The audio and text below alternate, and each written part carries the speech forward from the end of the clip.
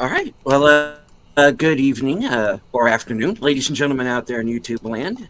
I am the lead at scenes, human being, American, and YouTuber Ronan. I'd like to welcome you to a special episode of Western Cinema Presents.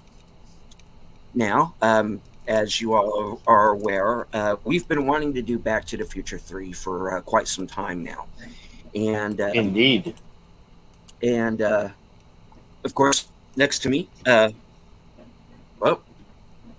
damn it. Mad Dog Tenon, or you know him as the host of the show, Jedi Bill. Yes. Hello, everybody, and partners. How you doing today? Welcome to Western Cinema Presents.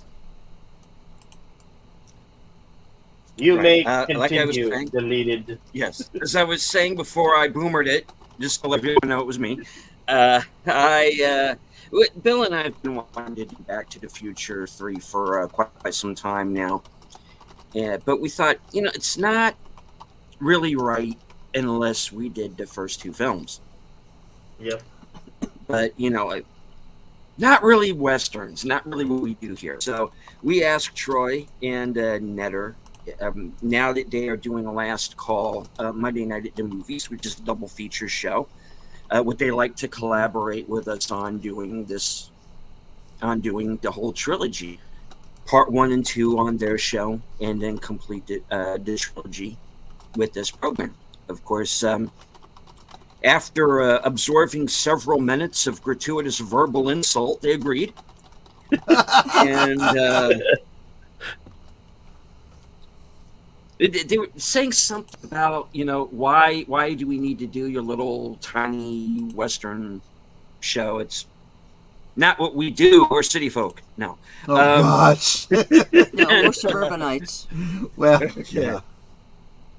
But no, in all seriousness, they agreed. They liked the movies too. They wanted to do it. So last Monday night, we appeared on Monday Night at the Movies for the first two films, and here we are to complete the trilogy. And of course, introductions. For those who don't know, of course, last call, Troy Pacelli, and of course, Netters Network. Hello, hello. Good afternoon, everyone. Welcome. I would like to take a moment to say hello to everyone who is following along today on Rumble. I almost said Twitter. We don't have anybody on Twitter just yet. I want to say hello to everybody who's following us on Rumble. And, of course, here live with us in the chat, the loyal Blue Wrench, the Bird Woman of YouTube. Stay tuned to her second channel, Fluff Check Productions. Of course, Connie Clary.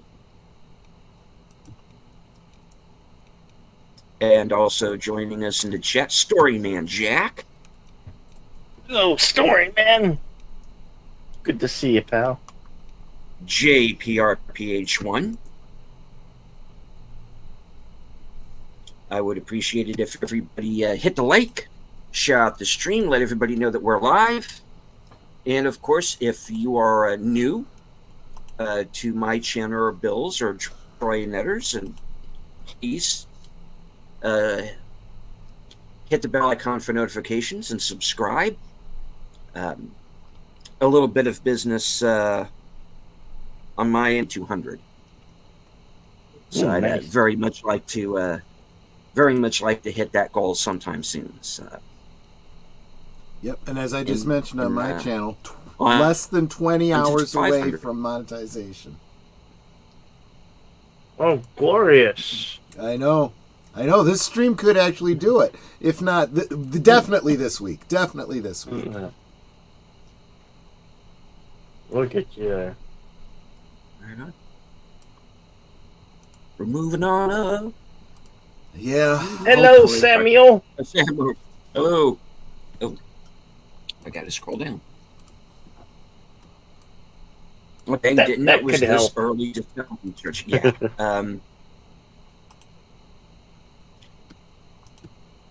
Yes, 19 hours away from monetization. So, all right, let's do our best to get that with this episode. All right. So, Troy Netter, since you're the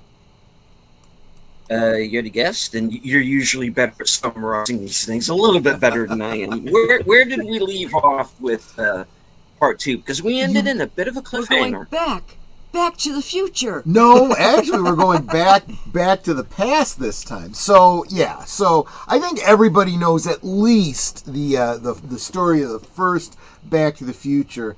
Marty is good friends with Dr. Emmett Brown, an engineer and scientist who has created a time machine out of a DeLorean, and through a number of mishaps, Marty ends up going back to 1955, meeting his parents, actually preventing his own birth and having to correct history to set everything right again.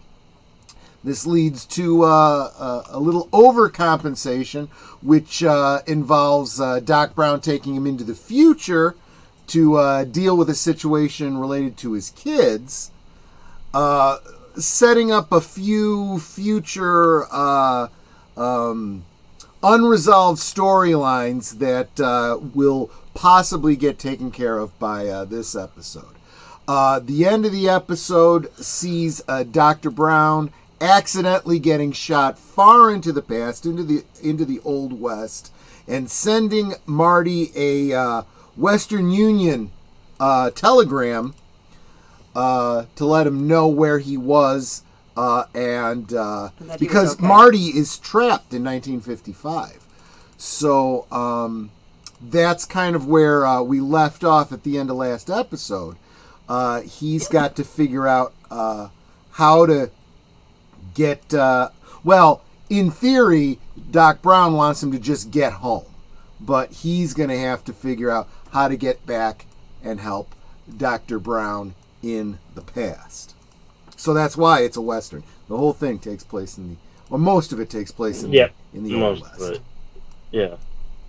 It's the most Western of the sci-fi classic. Yep. Grab your spurs, grab your chaps, Yep, exactly. and buckle up. We're in for a fun ride here. And unless I'm mistaken, every single channel that's hosting this multicast has Jedi Bill's Cosme link posted to the top of the chat. So, of course, you can watch along with us if you don't have your own copy. Yep. We're got as much as we'd love to show these here on YouTube, we just can't. Copyright law is a thing, Exactly. and we can't show that due to copyright and the bylaws of YouTube. We're not major network. We're just small time. But if you think about it, this is a kind of a private show. Those of you that join us here on YouTube are our special guests. So we're having you into our virtual living rooms, hosted by Cosme, to watch the movie along with us. So are we ready? Absolutely. All right, let's get this thing started. Here we go. Let's get 5, started. 4, 3, 2, go.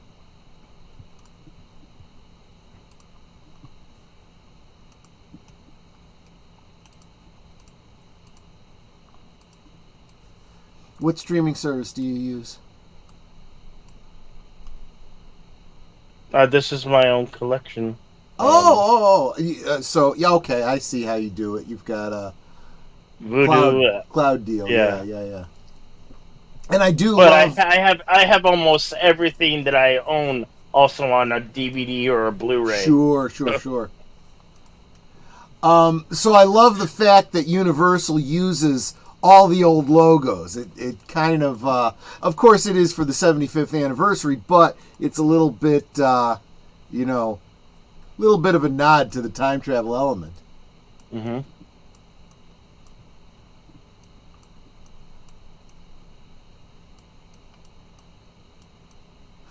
And this musical cue, very dreamlike. Yeah. I think that's intentional.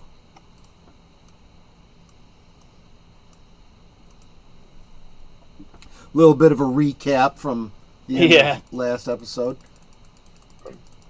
which in turn is kind of also a recap from the end of the first movie. Hello, Willie's Movies and Music. Good to see ya. Hey, Corey. Good to see you. Welcome.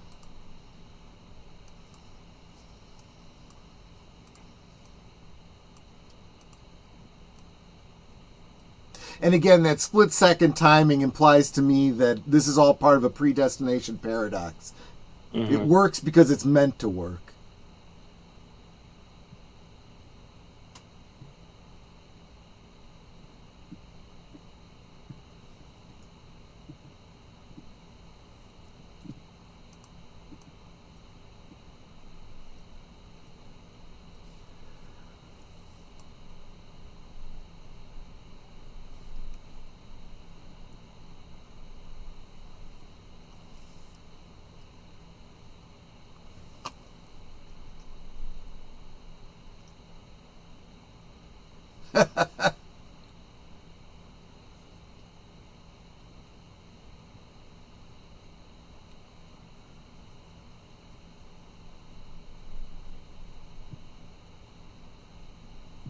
Samuel Proctor says, I think a few studios that having a 100th anniversary has been doing that.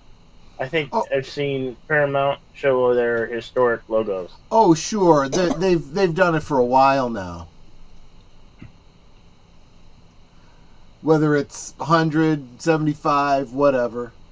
Yeah, they've done that. It's not new.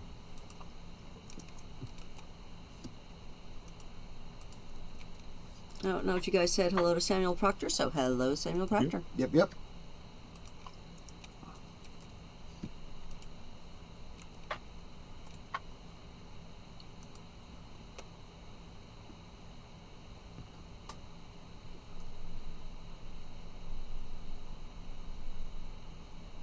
Here we have Marty returning Doc Brown to his 1955 home. Right. Nice place. And from, I can't remember if it's 1 or 2, where you find out that his family had been very wealthy. Yep. And he had spent his entire fortune. almost his entire fortune inventing the time machine. It's the only thing he ever invented that worked. I'll tell you what, a time machine is... If you're going to have one invention, that's the one.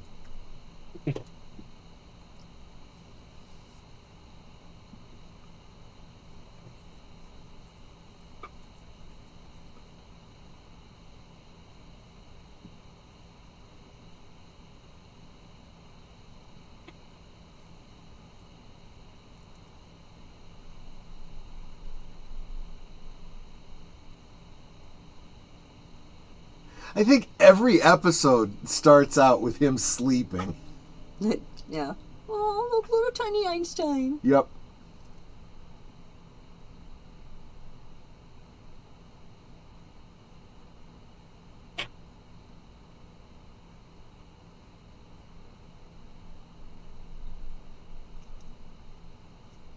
Those little bitty TVs. Starting our broadcast day.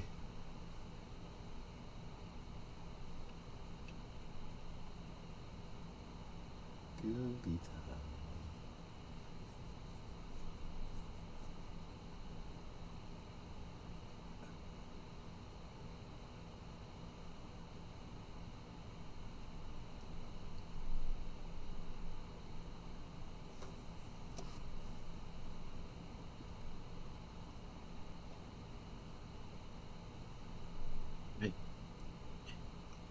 Since apparently Cosme is not logging me in, which anonymous creature am I?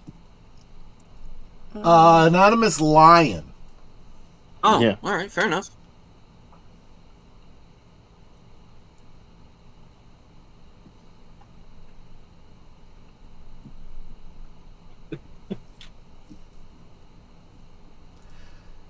Got to work on your situational awareness there, Dr. Brown.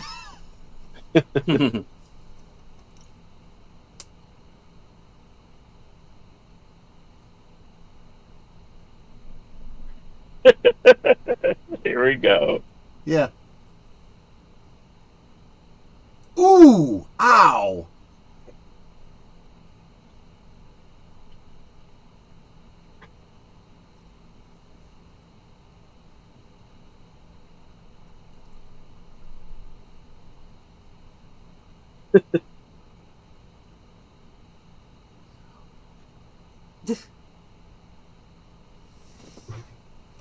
kind of redoing the bit from the first movie.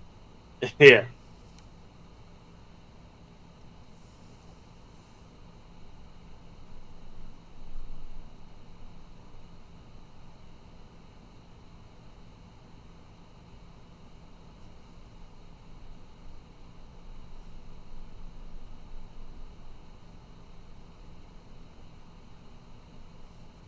See, for a scientist, he's it should be very obvious to him how these things could happen. He's not thinking four-dimensionally.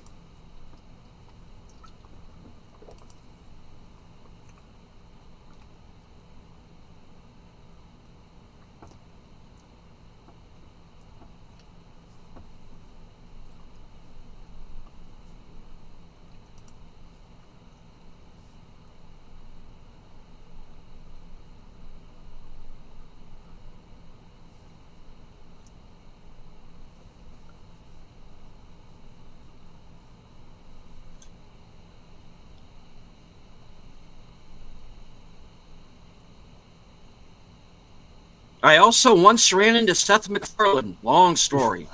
Yeah, exactly. Yeah.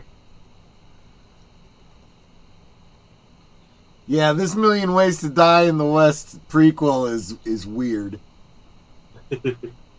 Actually, not that weird when you think about it.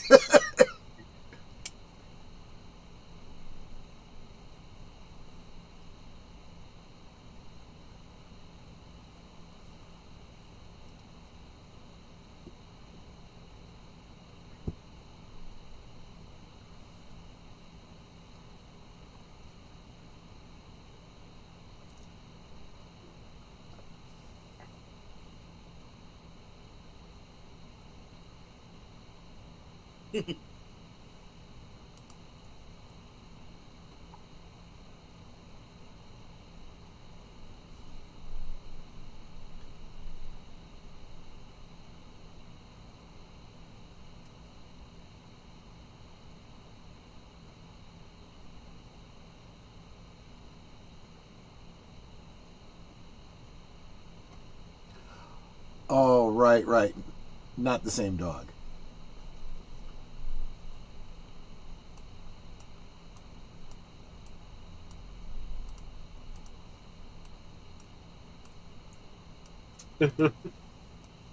This dog plays chess. Yes.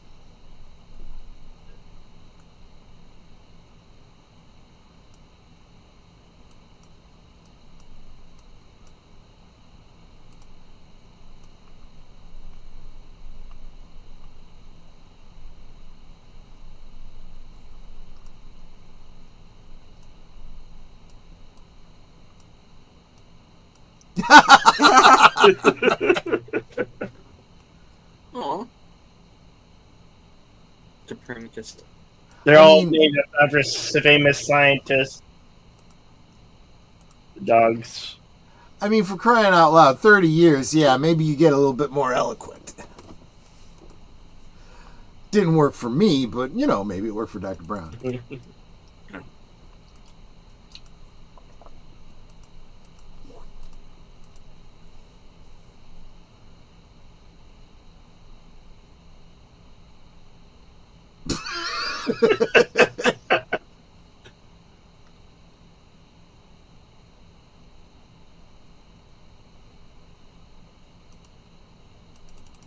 Is this tied to Frighteners as well?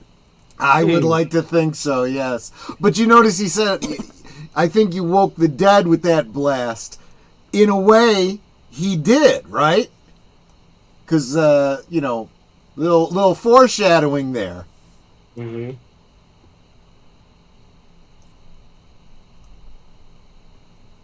There's actually a couple people that are going to be saved from death because of him getting the time machine back.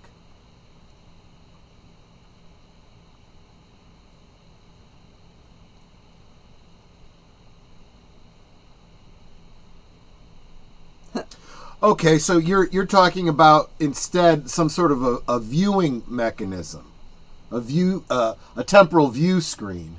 Yeah, that would be good. That would probably be the best, right? You can learn about history by observing it without actually disrupting anything.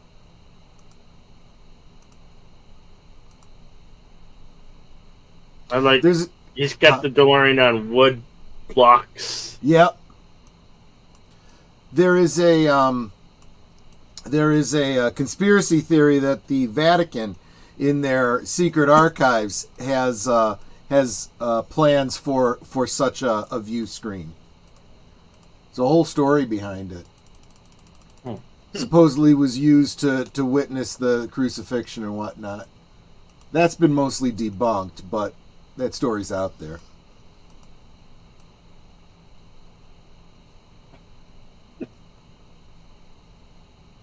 You need to build an interocitor.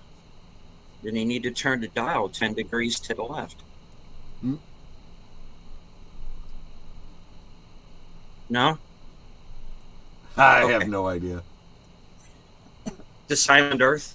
Never mind.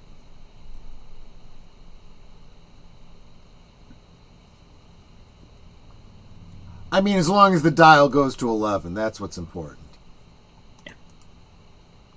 Well, of course.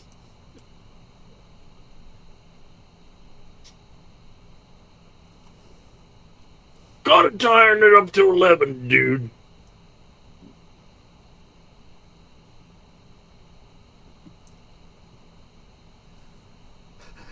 Find out the nature of his own future, even if it is in the past. Yeah.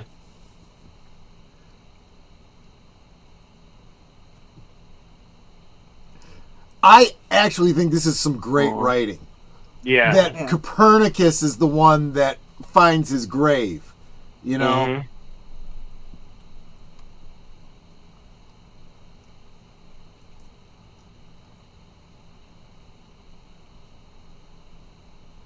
Yeah.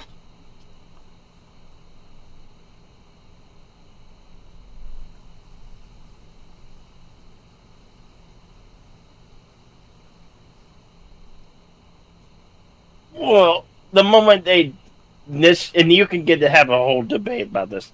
The moment they traveled in time, Uh-huh. they produced a ripple effect. You Right. throw a stone into a pond, and you get the ripple effect. Sure. Oh.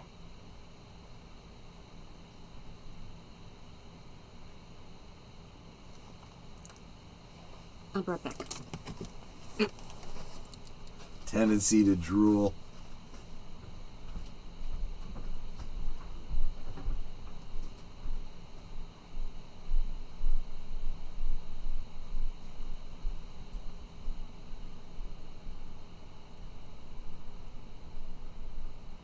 All right, who wants to read this one?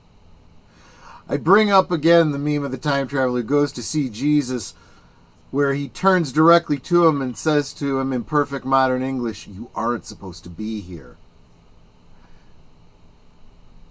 That would be freaky, right? Like, Yeah. sorry. Just call me Thomas.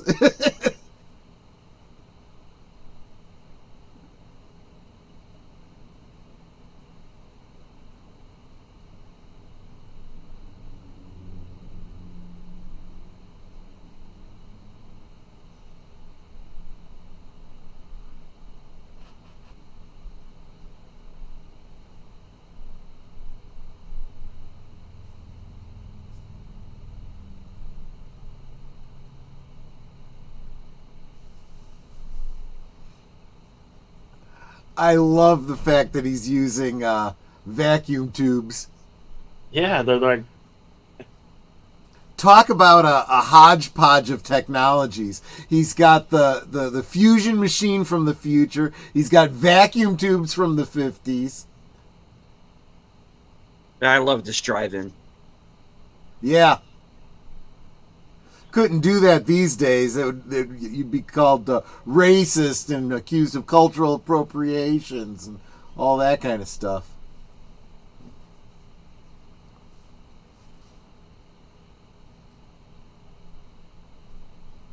And notice this in Monument Valley, Yep. which is part in Utah and Arizona.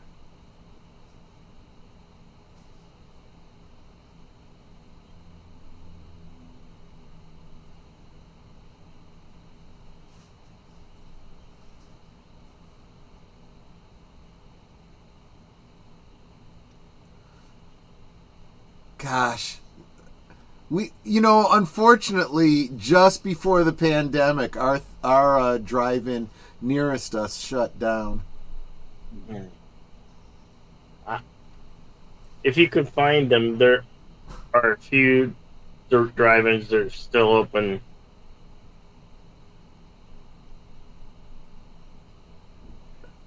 Now, instead of a speaker box, you can listen to your audio through your radio.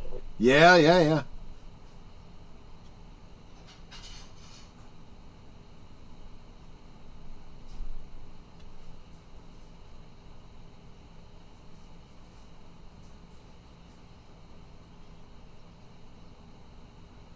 See, this is really funny because Doc is right from his perspective, right?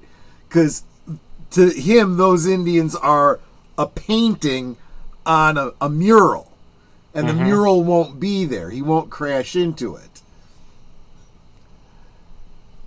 It's a complete coincidence that when he gets there actually is a bunch of Indians on horses. Oh, thank you.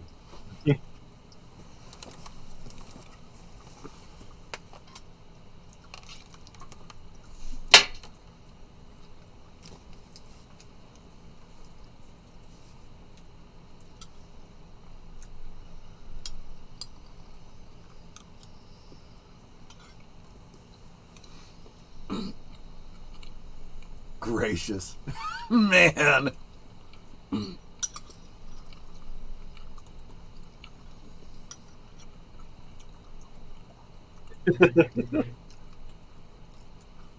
Yeah.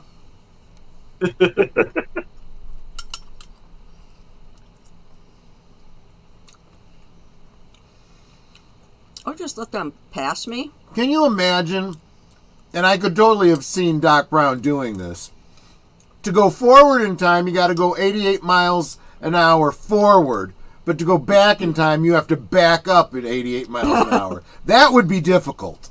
That's what I love about Back to the Future 3, that this is not just a sci-fi movie, it's paying homage to Westerns. Oh, yeah. They hit every Western trope with some stunts.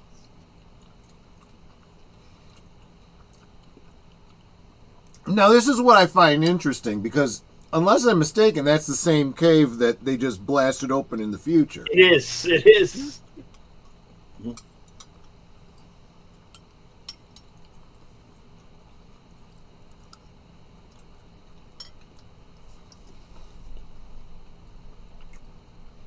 Well, Samuel Proctor, do you mean in 1885?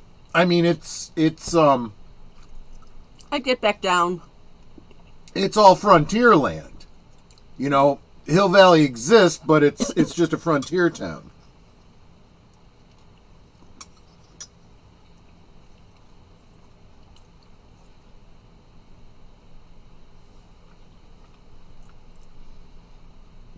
The strong implication is that in 1955, there hadn't been any noticeable changes. An arrow. Arrows shot at it.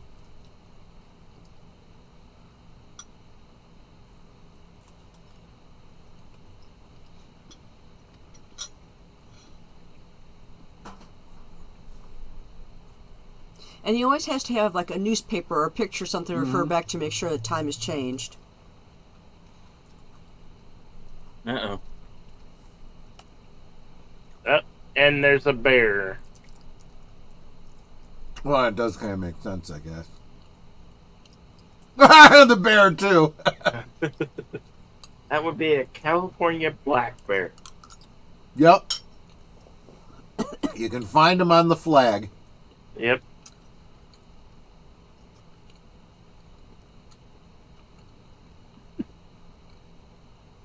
He stole his boots. You left your boots. Yep. Ow.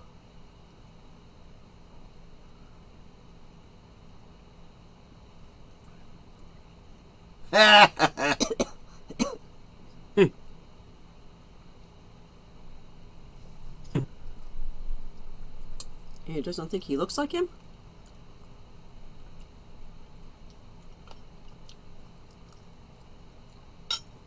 Well, This is funny. The same thing happens in 3 different time periods. Yeah, but how long was he asleep this time? I missed it because you were talking. First time was 9 hours. Second time was 6 hours.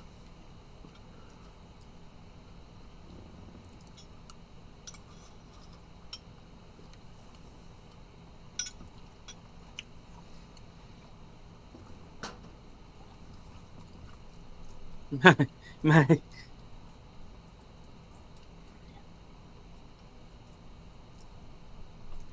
I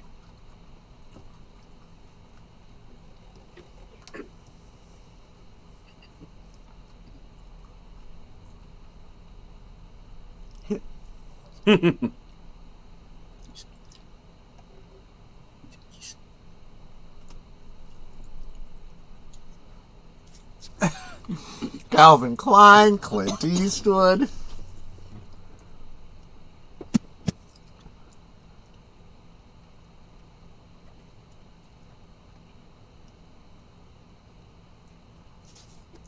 He was like making sure he had pants on this time. Yeah, exactly. I do dig his outfit. He's got that symbol on his with the fringe. He's got the radioactive type of symbol. Yeah.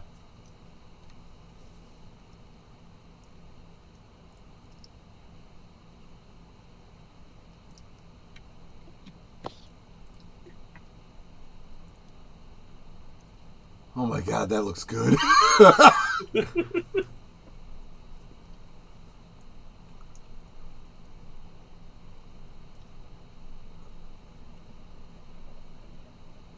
The horse broke down. the horse broke down. My horse went lame.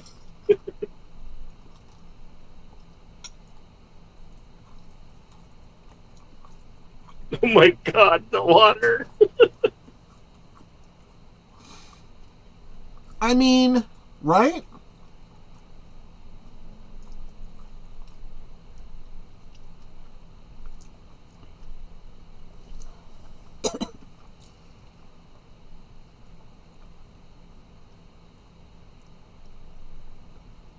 Oh, sure, buckshot. Yeah, yeah, yeah.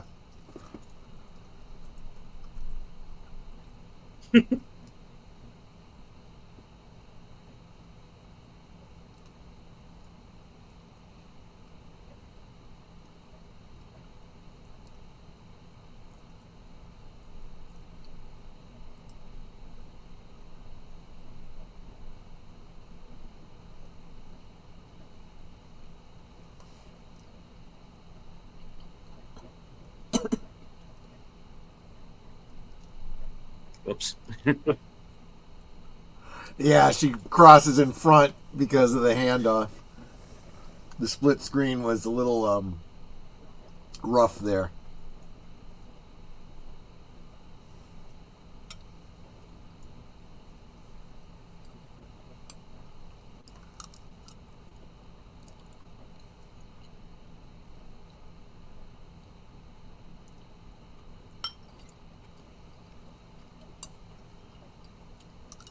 Well, it's true. He's definitely connected to you.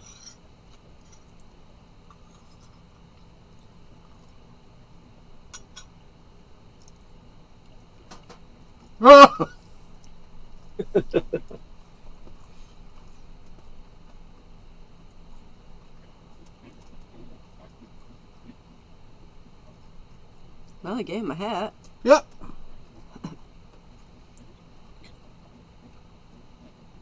See, that's the thing. I think people are so used to, the Stetson hats from all the westerns, not realizing that there was all different kinds of styles of hats that were worn. Yeah, straw hats, pork pies. Oh, sure.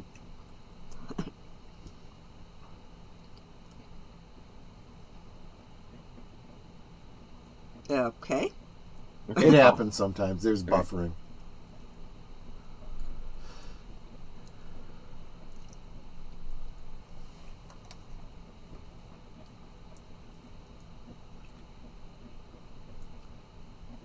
Now they have a lot of fun with some of the businesses. Like you saw the used car lot is now a horse dealer.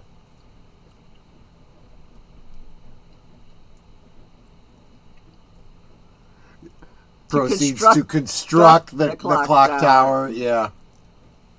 Undertaken. And I noticed how his great-great-grandmother had an Irish accent. Yes. Well, they both Hello. were Irish. Hey, PJ. Hello, Welcome. Orville Nation. Good to see you, my friend. Yeah, and this makes it a lot easier, right? Because the whole town was originally a facade anyway, right?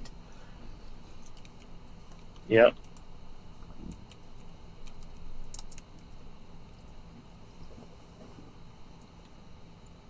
God for hanging.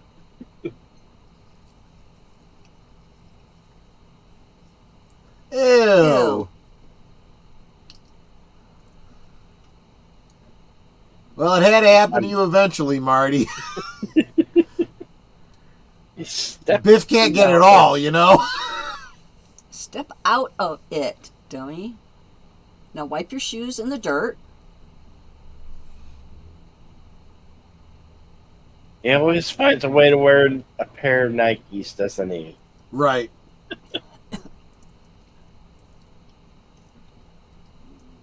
He should have wiped his shoes off in the dirt to get the poop off. They're not going to have Pepsi here, or Pepsi free, Right. or Diet Pepsi.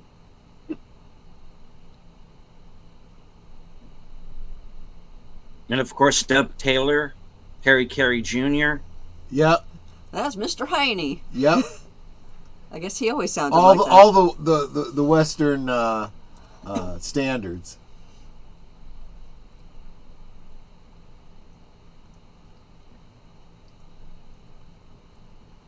Matt Clark, of course. He was in a ton of movies, wasn't he? Oh yeah. Yeah, another fine character actor.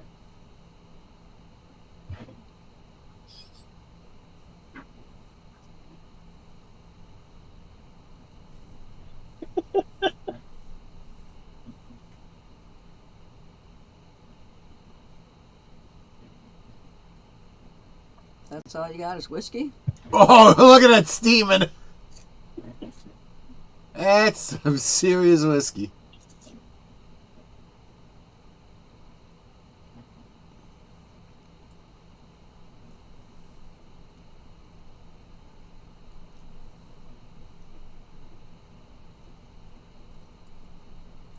No, I'm not Seamus McFly.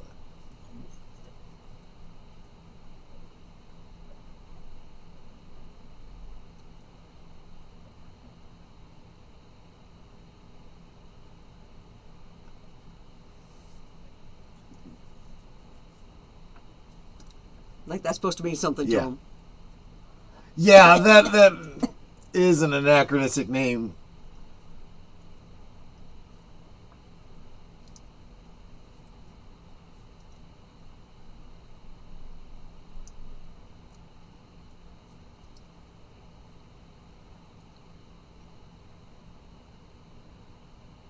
Actually, it's a sign of Apollo.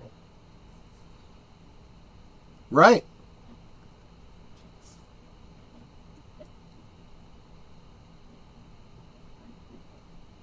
They're they're like, whoop.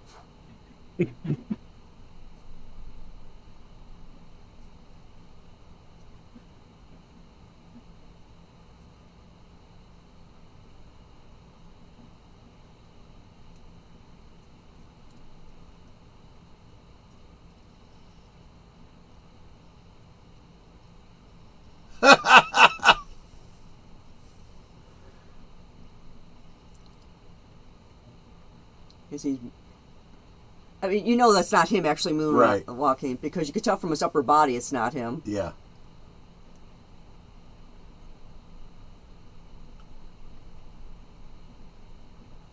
Oh.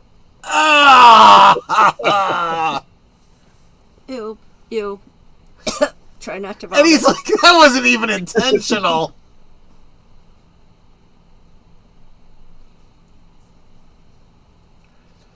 See, this is another one of those situations where I'm like, predestination paradox. There's no way, fortune would favor him that well if it wasn't. Well, if you counted how many shots were fired at his feet. Well, good point. Good point.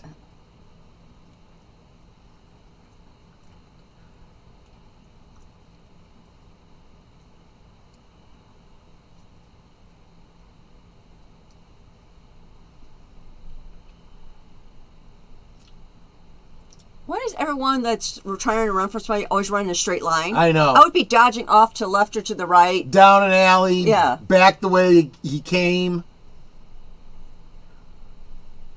Because those horses can't spin on a dime.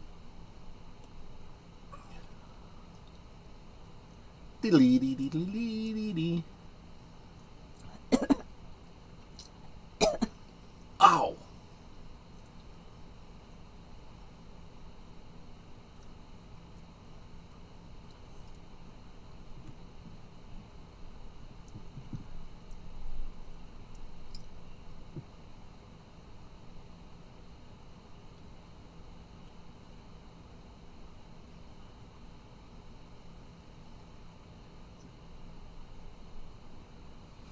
Yeah, I heard that this actually went wrong in the filming, and he did get hung.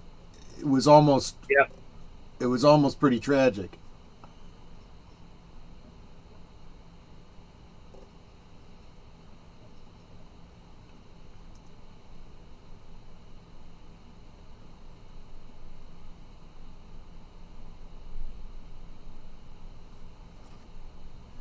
I mean, that's a hell of a scope.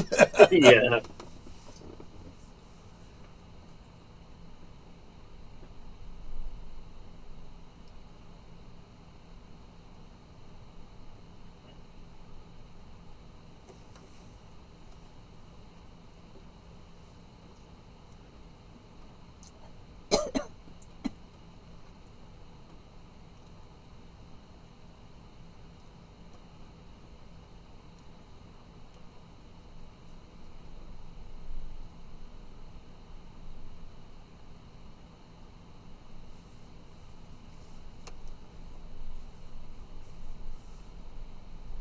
I'm surprised he's not charging him for the cost of the horse.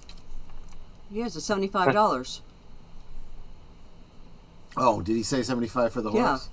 Because he killed the horse because it threw a shoe.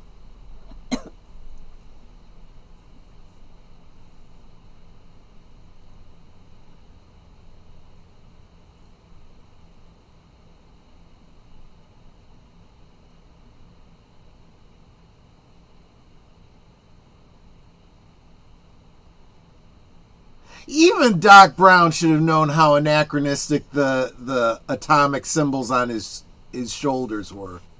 Yeah. And welcome, Jesse Guajardo. Yeah, welcome.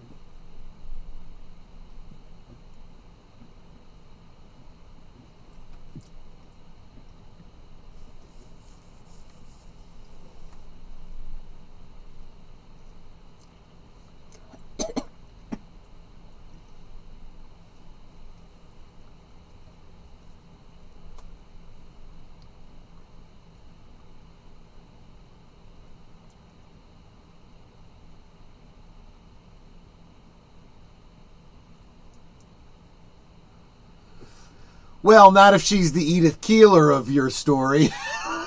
Yeah.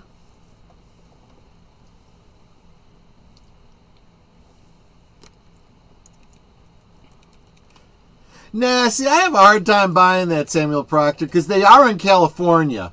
There's no doubt they could have gotten more authentic movie Yeah. movie quality, costumes. Heck, I can walk into Kohl's and probably find something that is more appropriate.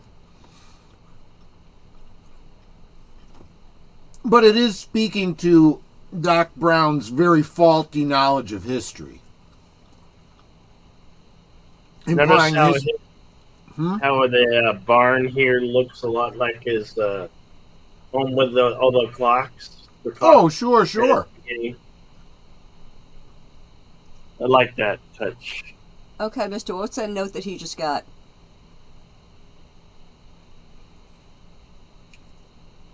That's still the article about his death in the future. Well, I heard him say something like, "Now we know who Clara is." You just announced she's coming in on the train. Oh. I blame the Rhinestone Cowboy. Yeah, I agree with you, Jesse.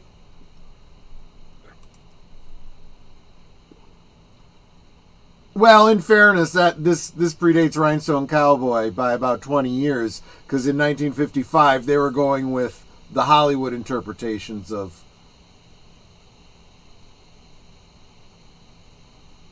the West.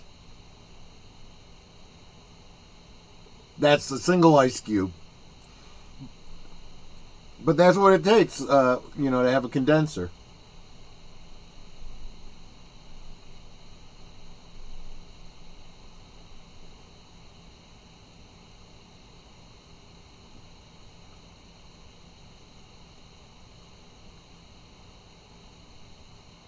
Where are you going to get gas?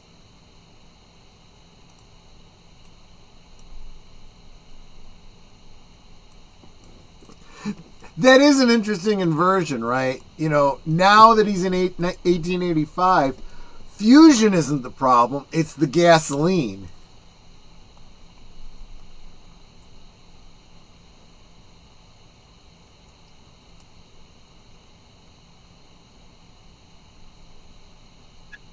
Yeah, you're not going to get a car up to 88 miles an hour with horses.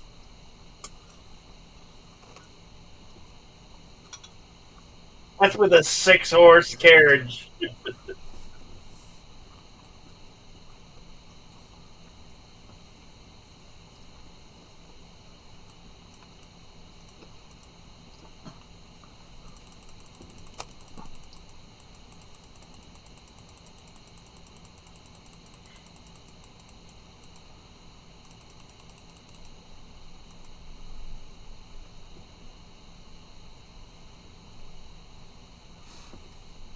Can you run a gas engine on alcohol? Kind of, but this is basically the result.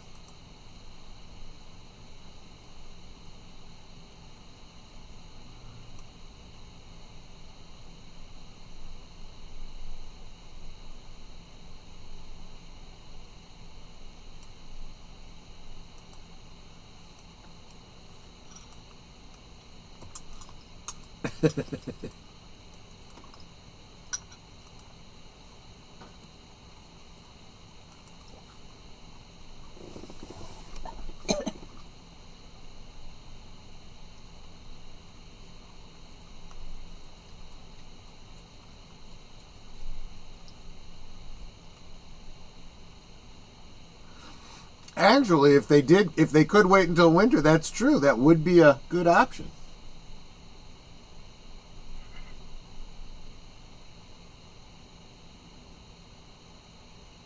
There's the answer. The train. Will the train go up to 88 miles an hour? A coal burning engine? No, he's got another option.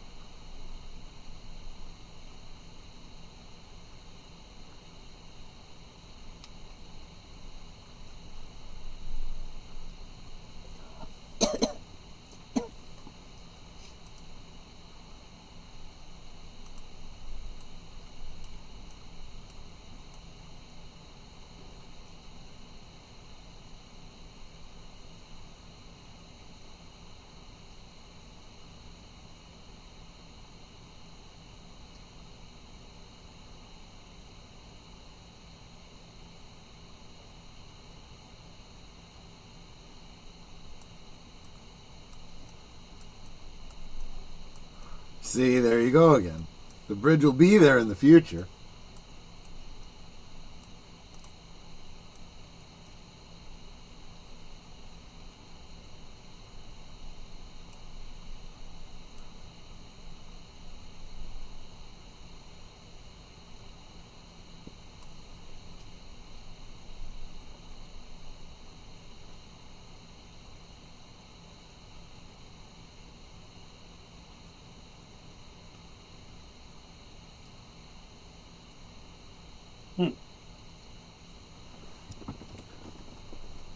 See, and this is where the Here ravine would have we gotten its name go. changed. They had that set up.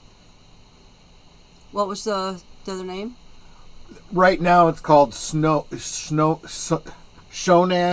after the Indian tribe. Uh-huh. But after she goes over the edge, it's named after her.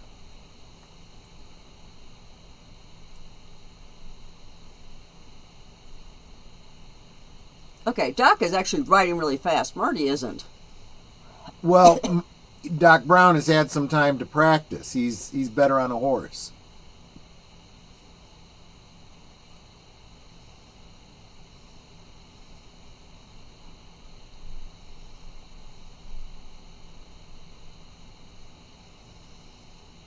Yeah, that would have made dead. Yes.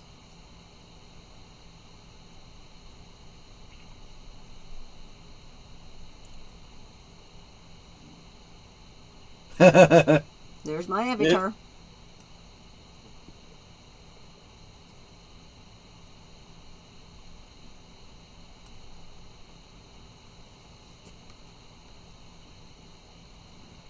So now it's never going to be called Clayton Ravine.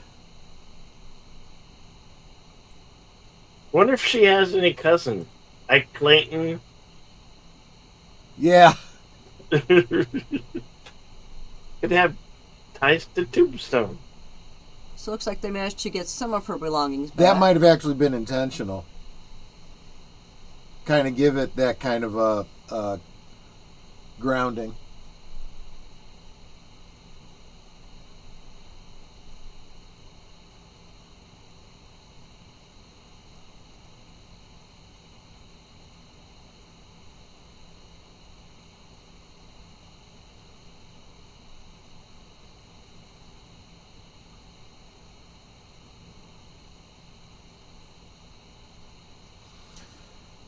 Million Ways to Die in the West is part. Yes, exactly. I think that was implied. Yeah.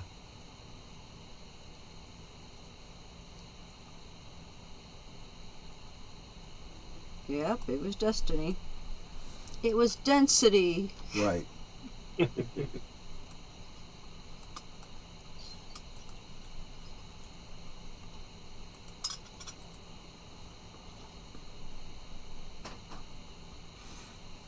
Now, if you break it down into the different timelines, Doc Brown going back in time might have affected history had he not been run afoul of Mad Dog Tannen and gotten killed so quickly, right?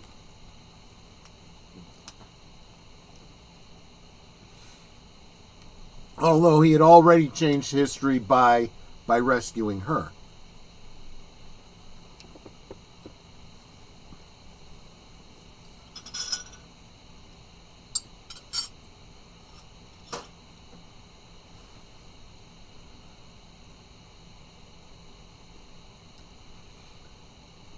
So the fact that both of them don't belong there, getting them out of time is probably the best way to go.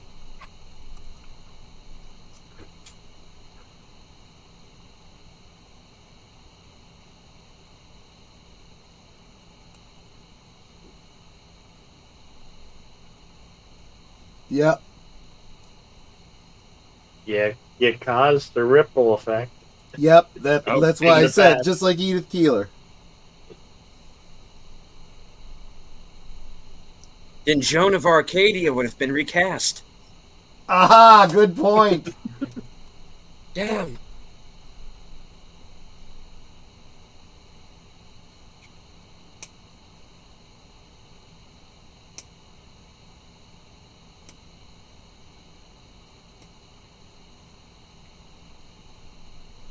Well, the thing about walkie-talkies is those will work. They don't require something like a cell tower or something. No, but if the batteries died. Well, true.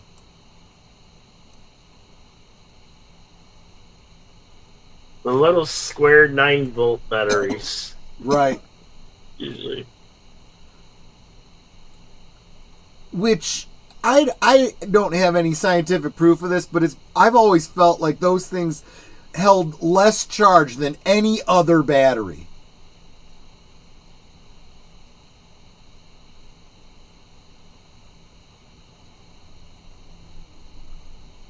I remember my older brother and his friends daring me to stick my tongue to the 9-volt battery, and I was dumb enough to do it.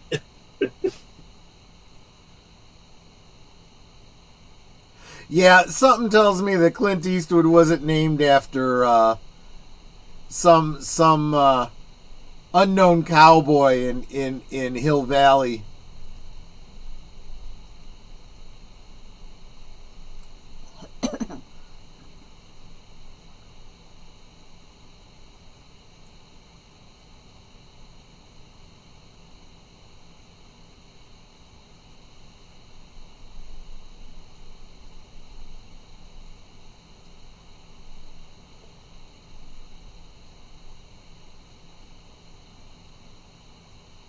Hi, the DeLorean. Again, yeah. This time, instead of it being Lorraine, it's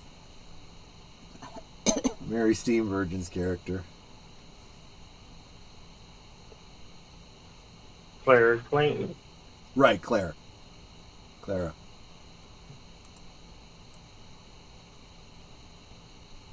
Why is Clara such a popular name for time-traveling women? Right.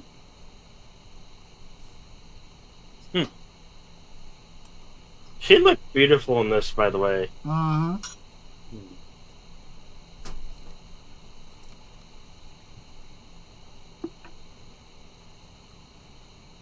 This is her second film in the time genre.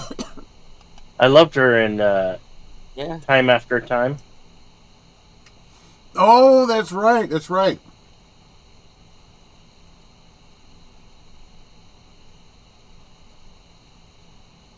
She played H.G. Wells' girlfriend. Yep. I like her hat.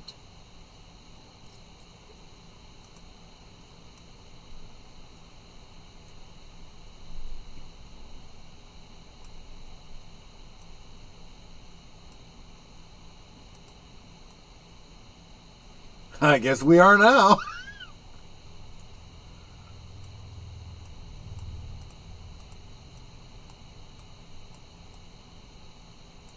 That's a beautiful brass telescope. Yep.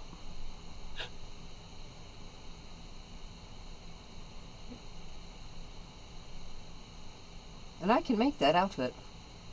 Yes, you could. I was just evaluating the collar. Well, it also doesn't have a huge bustle, which I like. And for that time period, she wouldn't anyway. Putin's cat in the Cosme chat says she was about 35 when she made this. It's a good age for most women. She's a very handsome woman. There's no doubt about it. Thank you, Putin's cat.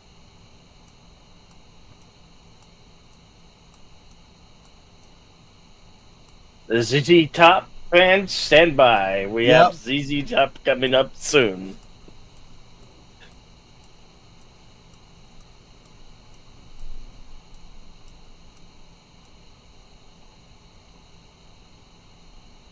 Ah, you don't need it.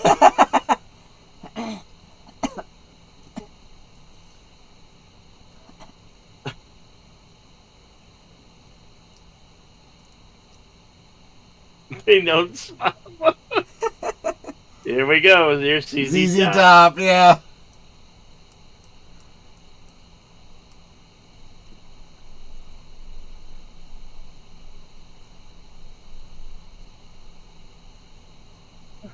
Yeah, I thought that was a great part of this film, seeing ZZ Top there.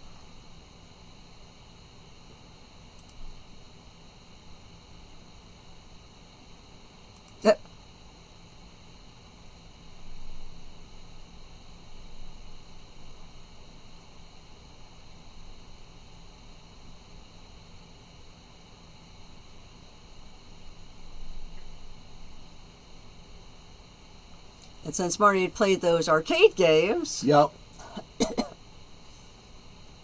only problem is those arcade games, they don't give a kick when you fire them like a real weapon does. True.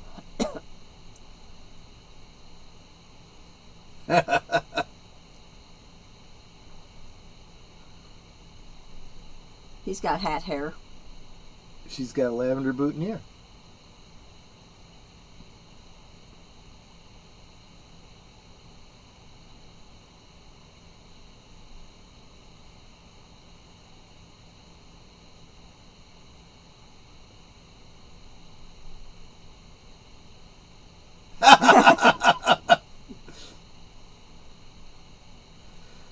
So yeah, let's just cut through it. Yeah, I'll dance with you.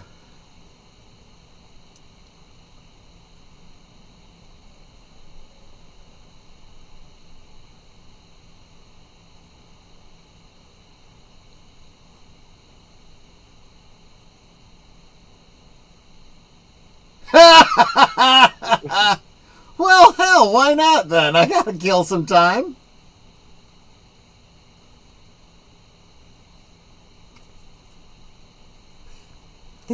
We duck and dance?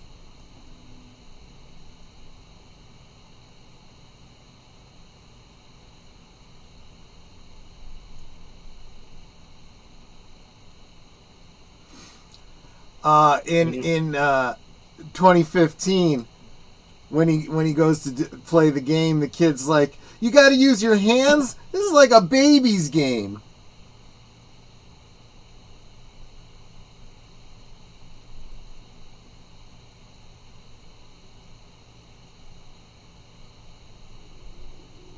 Yeah, can I put it in my right hand? Which 'cause I'm Yeah, right-handed? exactly.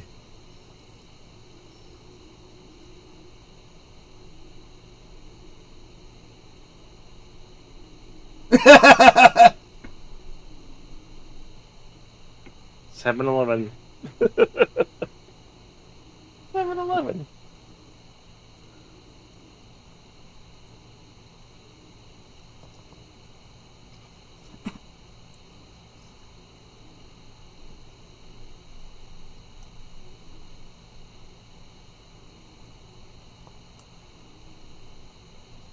Hello, Big Hey. Al. Hey, Big Al. Welcome. Good to see you, my friend.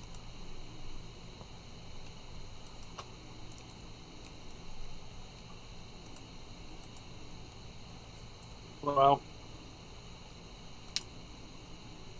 I do like the way they establish all the lineages here, and you kind of get the idea of how the families have a personality throughout the generations. Yeah. Like that, the knife too. Oh, that's the principal. Yep. Yeah.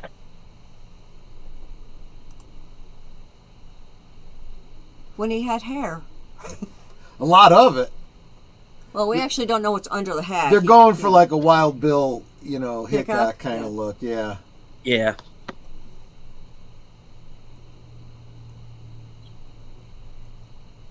I actually came across a deleted scene today. Ironically, just before we got started, where Mad Dog shoots the marshal in the back, Oh. kills him, and before he dies, the marshal says to the boy, "Remember that word I told you, discipline," and dies.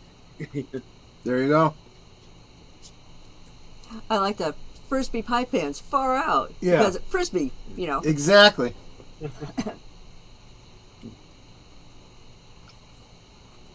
yeah, somebody fact- could make a lot of money off that. Right. The future California's pastime. In fact, another tidbit I learned today. As of the 25th of May, that's 34 years of this movie. 34-year anniversary. Wow.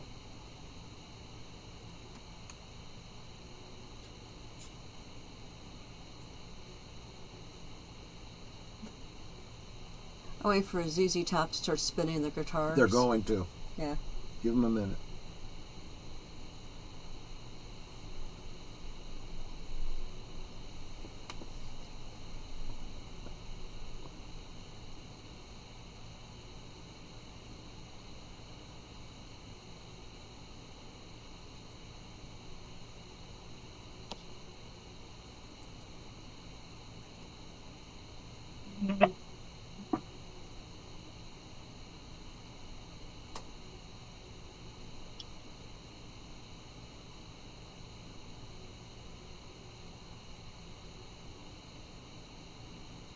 I can imagine I'd probably smell like a horse's ass Yeah, exactly. with all I that can't dirt even and grime on it. That breath is probably horrid.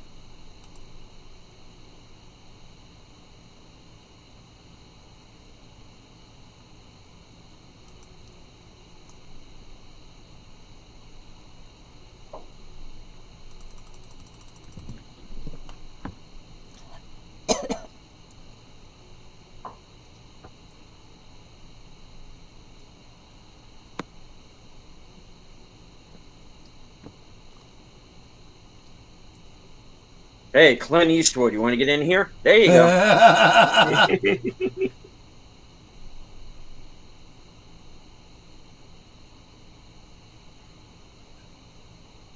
What that mean?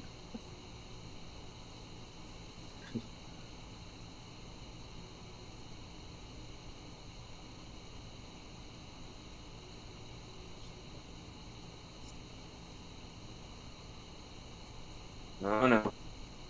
It's like, no, I'm an American. Oh, what's wrong? You never had chicken before?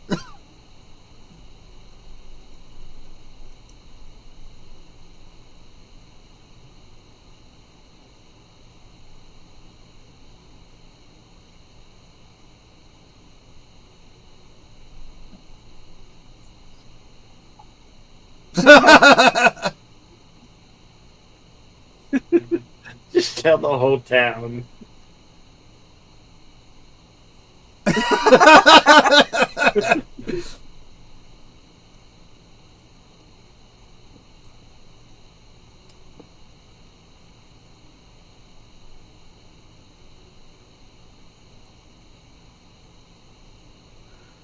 That's right, Jesse. Where do you think the term Dude Ranch comes from?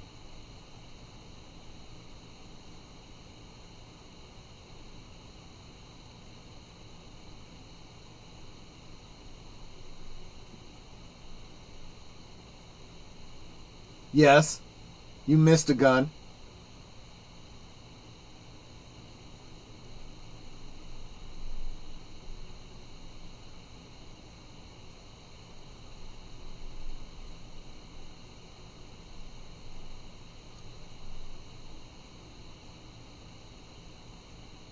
There we go.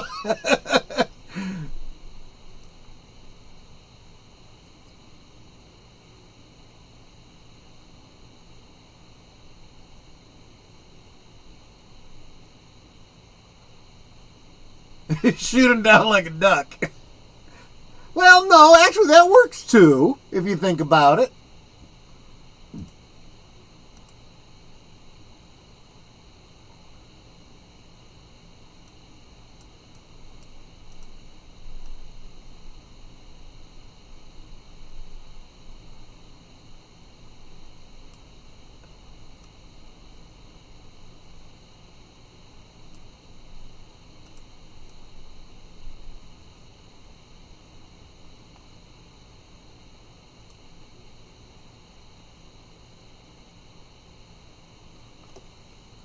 I'll tell you what, you bring that back with you to the present, that'll be an incredibly valuable piece.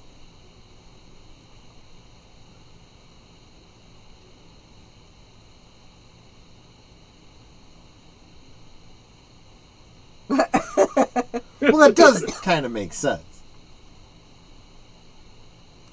But he just saw how he shoots. Yeah.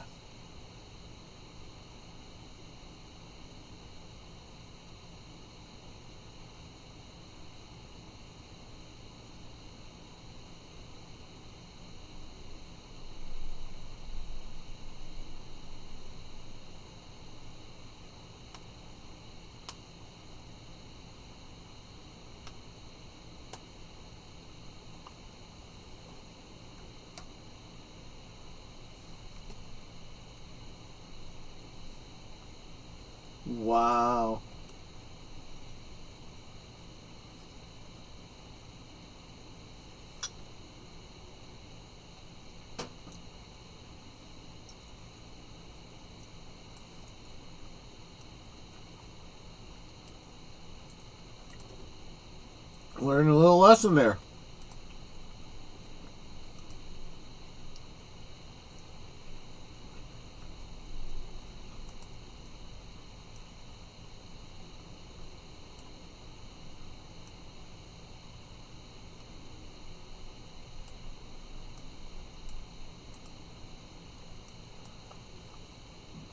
Is that before or after a firearm expert claims it's a fake? Exactly.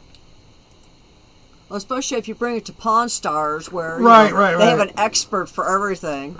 Can you see the expert going, well, I don't know. I mean, it looks in every way authentic, but it's not aged. I mean, it looks brand new.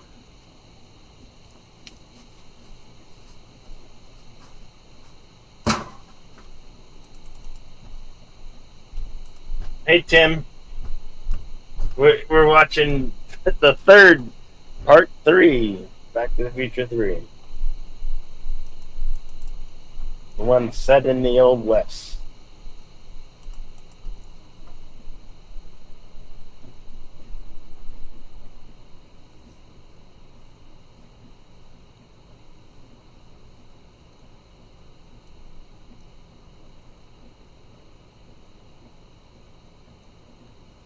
I like how he backtracks. It made me feel like a little boy. Yeah.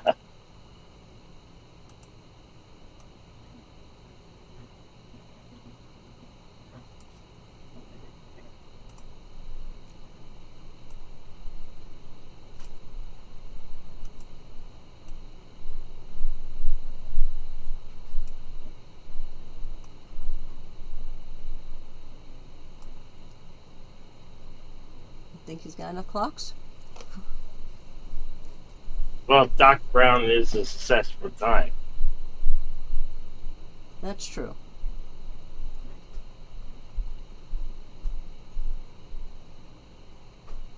Makes you At kind least of that makes toast you isn't wonder burnt. where did his obsession with time begin. Maybe he was late for a very important event, and he was determined for that to not ever happen again.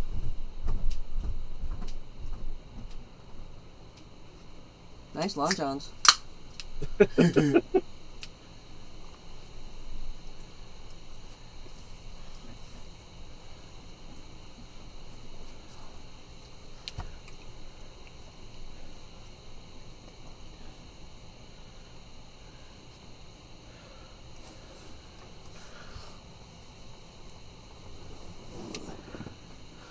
Colt Peacemaker, the gun that won the West.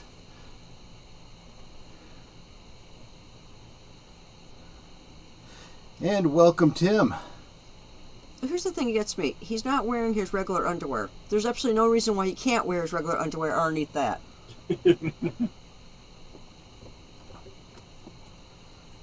I guess they just did it for the butt shot. Yeah, they needed a butt cheek. Yep.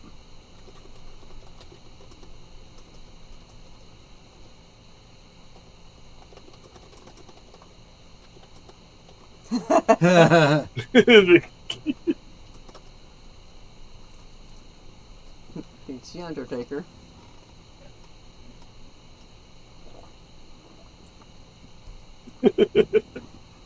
Tim puts it appropriately. His underwear might be 1950s issue. Actually, I don't think it's just your headcanon, Jesse. I think that's the explicit intent.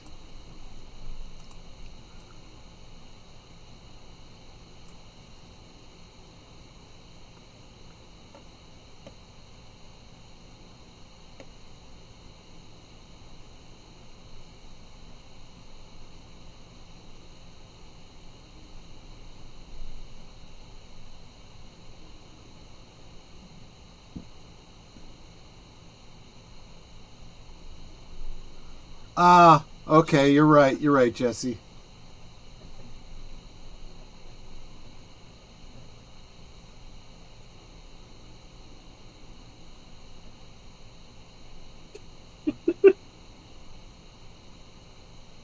People are still betting back then. Oh yeah, that's always been that way. 2-1 on.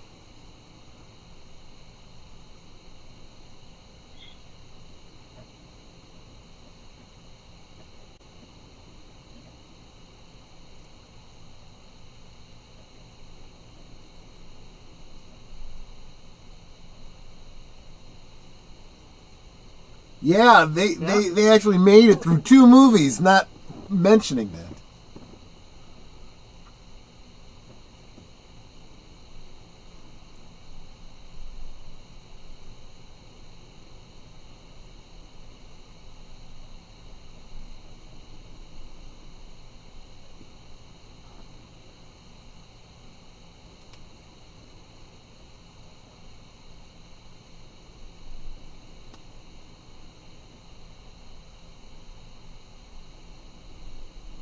John Brown came up with the repeating element of the Winchester rifle. Very good.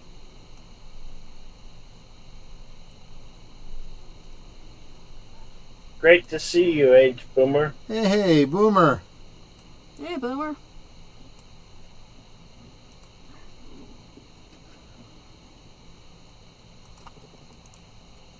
Yeah, Boomer.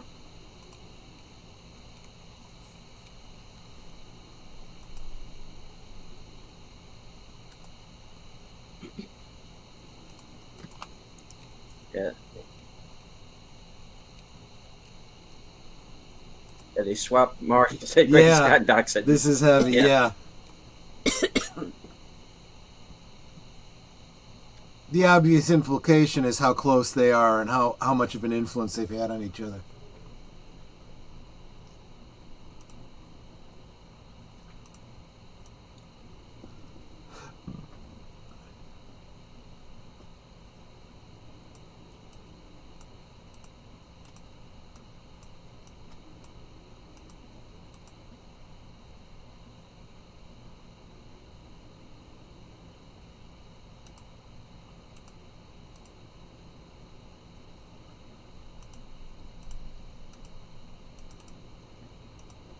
So now instead of rubber tires, he's got train wheels on it. He's got training wheels. Training wheels, yeah, exactly.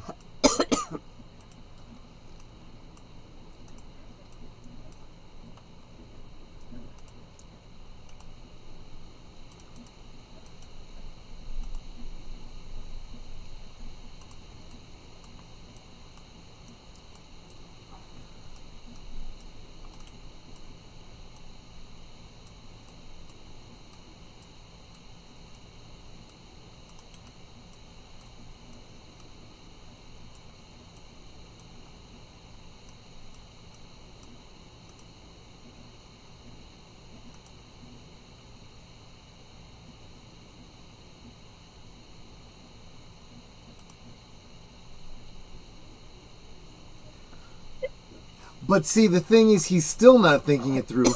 She's not supposed to be there. Taking her out of time would not be a greater hindrance. In fact, it might fix things.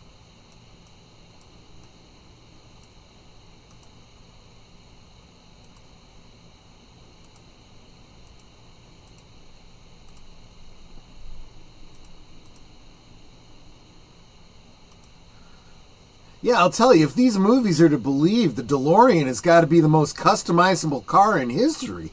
Right?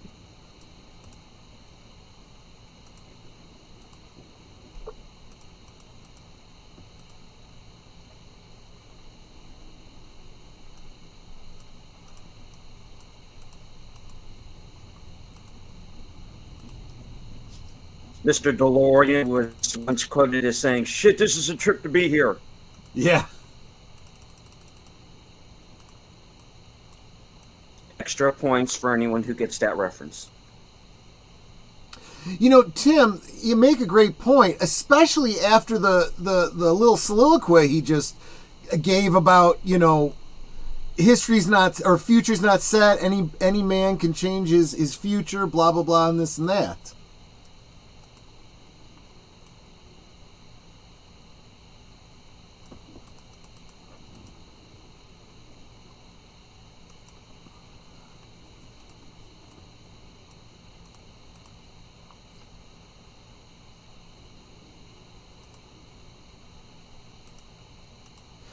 Yes, Jesse, they did make a cartoon series of Back to the Future.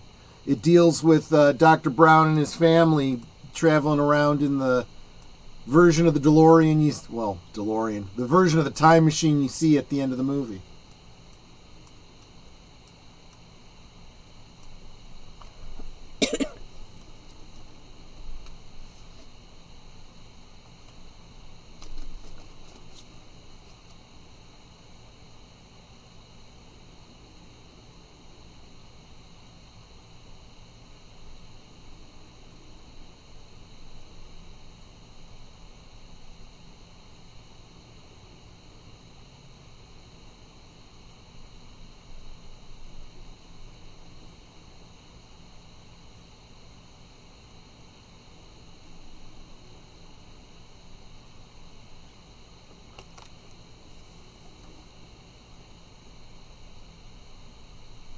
I wonder how many times Christopher Lloyd had to get slapped by Barry Steve's version. Yeah.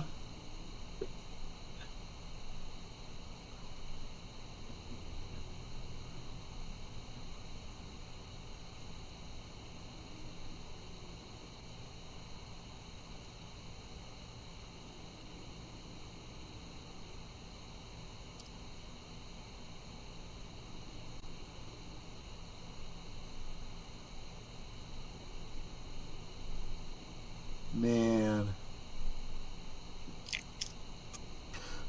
But yeah, speaking of DeLoreans, I was talking with Michael French about working on his DeLorean, and he's done all the work himself, so he knows the whole background of what went into the DeLorean and how piecemeal it is, and why it's just such a nightmare.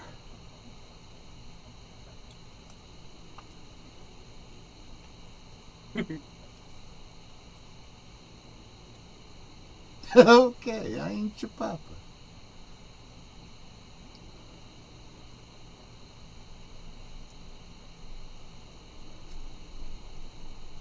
Ha! It's a woman, right?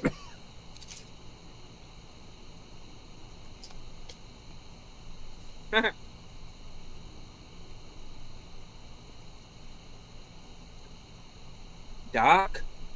Meet Doc.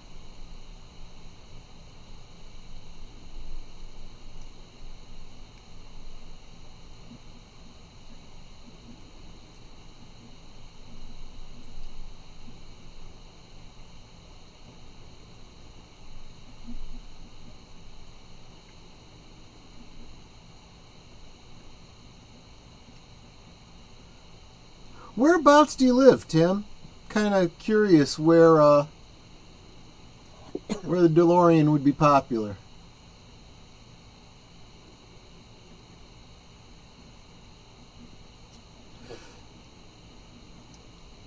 I mean, to a degree, they did improve the car because it's all done by. I'm serious about it being custom work. There were so many things wrong with the design of the car that a lot of people that have DeLoreans now are swapping out a whole lot of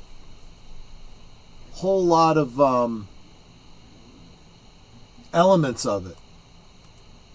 Well, the DeLorean was only chosen because it looked cool. Because it looked cool, yeah, exactly. Yeah, and it had the doors that opened up. Yeah, those gull wings made for that whole bit where it looks like a flying saucer.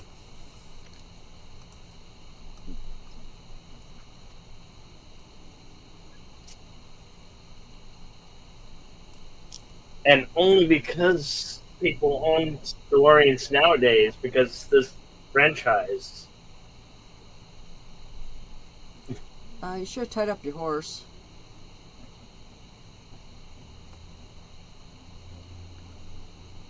Well, it's not like the horse is going to go very far.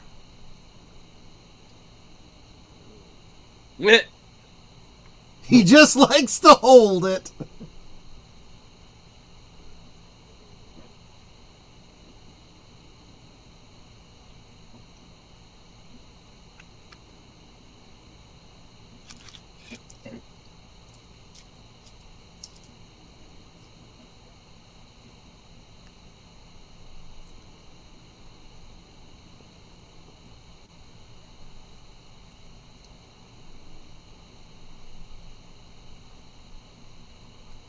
Emmett, no!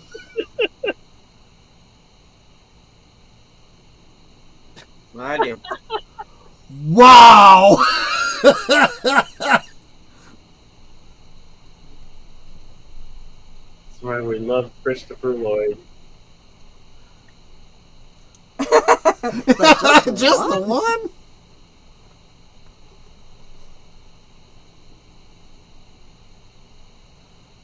And that damn clock! Well, at least he knows he's got 15 minutes before he's got to do something.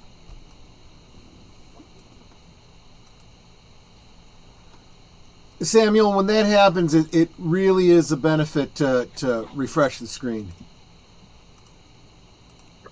Oh yeah.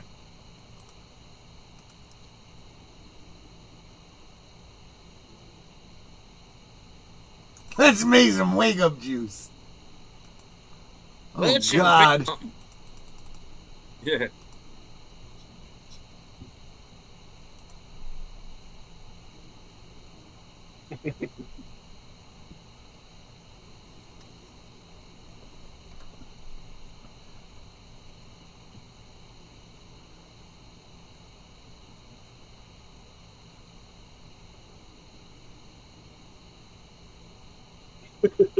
Oh, God. Oh.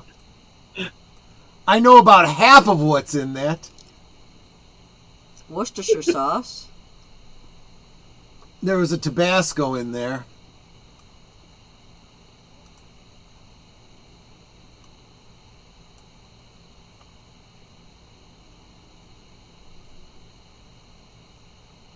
That was just a reflex action.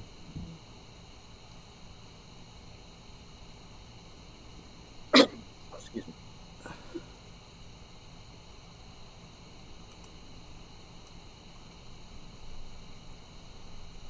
Oh yeah, Jesse. There's a reason that gull wing doors aren't used. It's also a reason why murder doors aren't used anymore.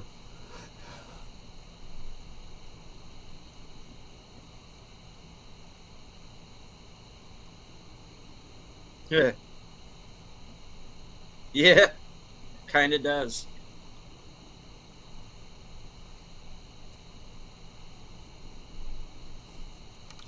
Does that mean that Seamus is kind of putting two and two together here, or? Well, you get the impression they're not overt about it, but they definitely give the impression, being Irish in the 1800s, he's probably a very spiritual man, right? So he's definitely open to, let's just say, nonlinear thinking.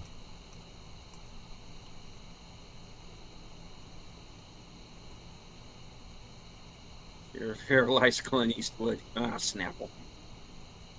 All right.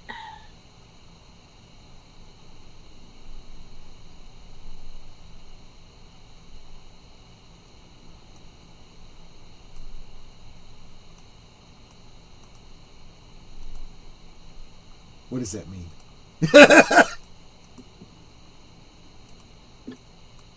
That's very good that he knew that, and he could.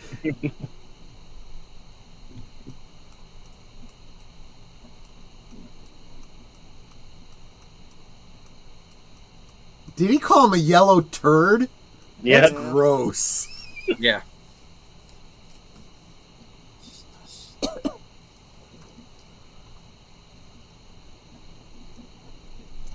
It's kind of right roundabout to being a coward with Yella. You know, Yeah. Fellow's Yella, he's a coward. But if you ever see a yellow turd, that means whatever dropped it was sick.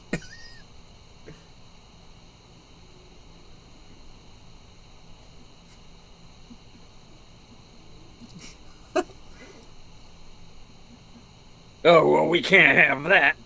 He lost count.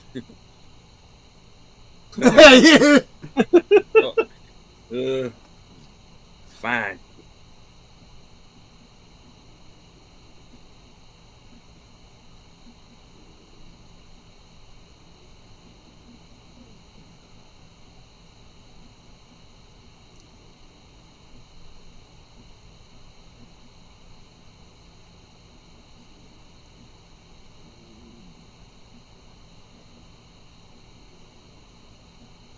11/16. Very good use of framing and aspect ratio.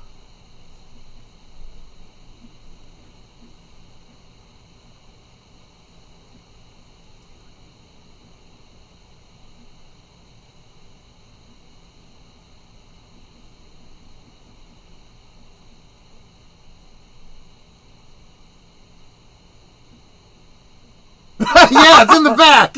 I love that. You never hear that in a movie.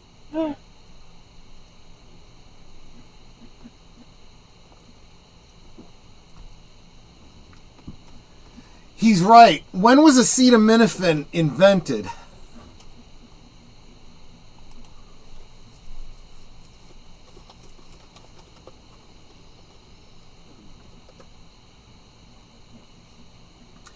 Yep. It wasn't synthesized until 1878, and it wasn't used to treat pain and fever until 1893. Mhm.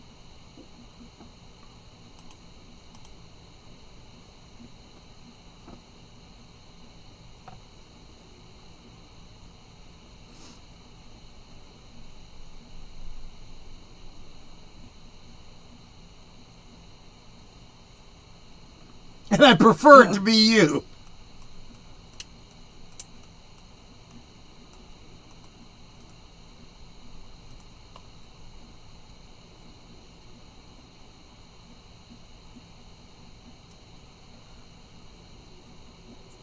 A lot of elements of time, whether it's the train schedule.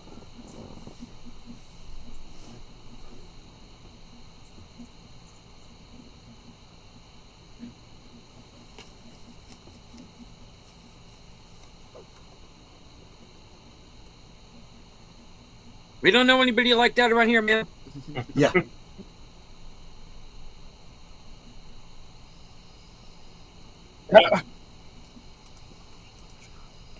I wonder if commuter trains actually had that.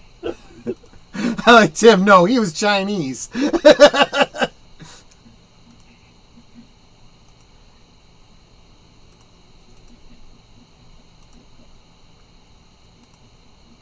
We don't know any Emmett. There'll be none of this Emmett business.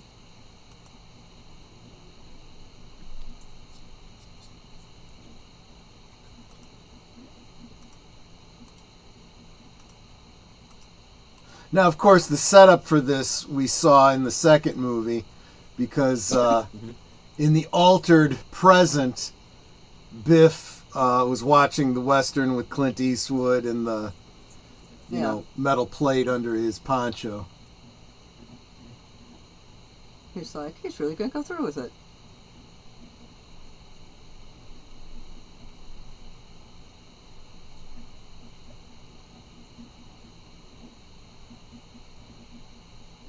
He can't. His name is not Satan.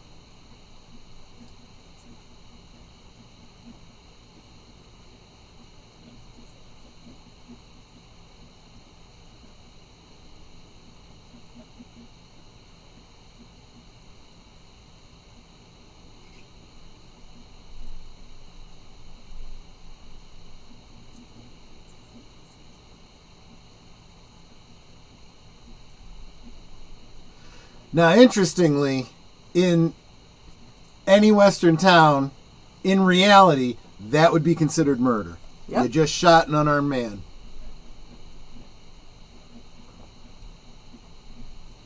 But this is going to be Well, I guess it's not murder if you don't die.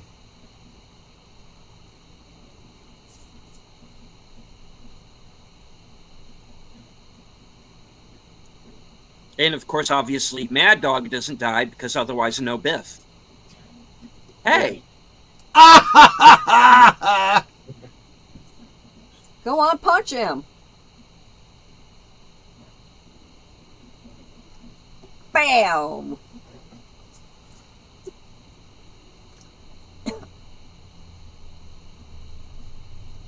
They literally did just settle it like men. yeah. Ow. And he breaks a tombstone. Now nobody's name ends up on that tombstone. Ew. Okay, Right now, into the manure, exactly. I want to know who taught Marty how to fight, though. Because you know it wasn't his dad. True. Well, in the altered timeline, it could have been.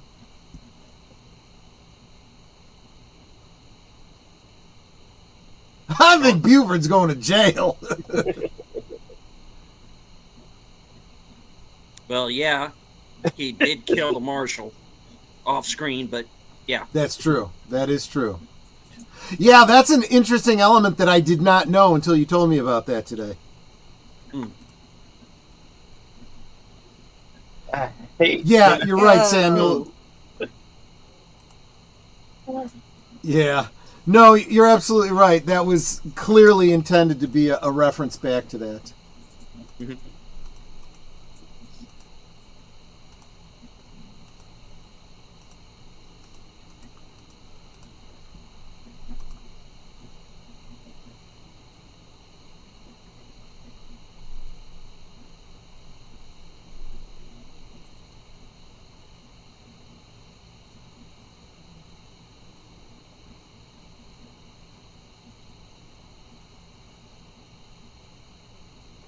I would have told him, keep it in your family. It'll be worth a lot of money in 100 years.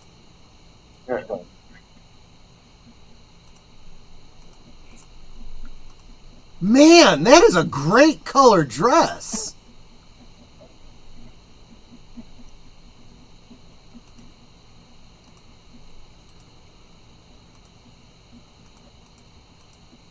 A little better the Predator music there, you know. I love the fact that those, what do you call it, on the back of the DeLorean are represented by shell casings. Mhm.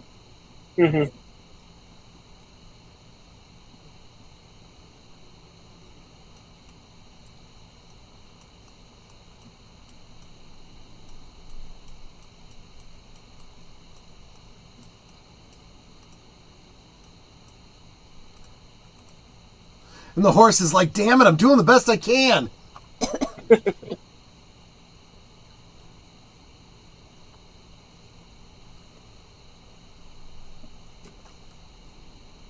You know, everybody, understands how much skill it takes to be a stunt guy doing these kinds of stunts.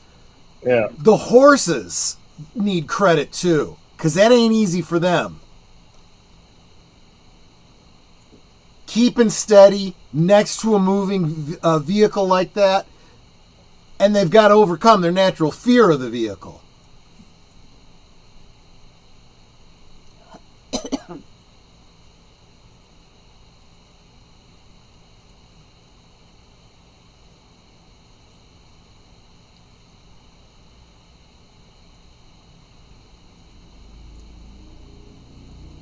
Ouch.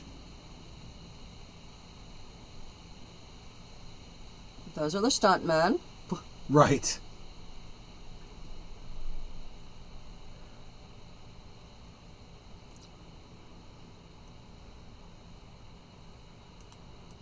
I mean, I suppose, in a sense, this is a train robbery. They're getting every Western trope they can into this movie. Yes, they are. It's a science experiment. I love that line.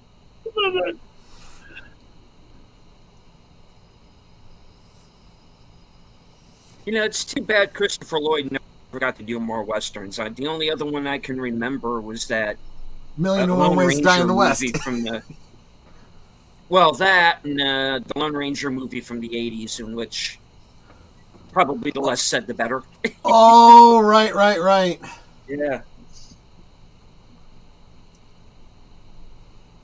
Right, they do have to take the fuel car, the one Mm-hmm. packed with wood, because Yeah, because that's the engine.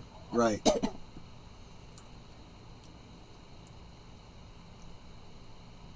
Always wanted to do that. Yeah. Who hasn't? Right? Yeah, who hasn't? Yeah. DeLorean Motor Company.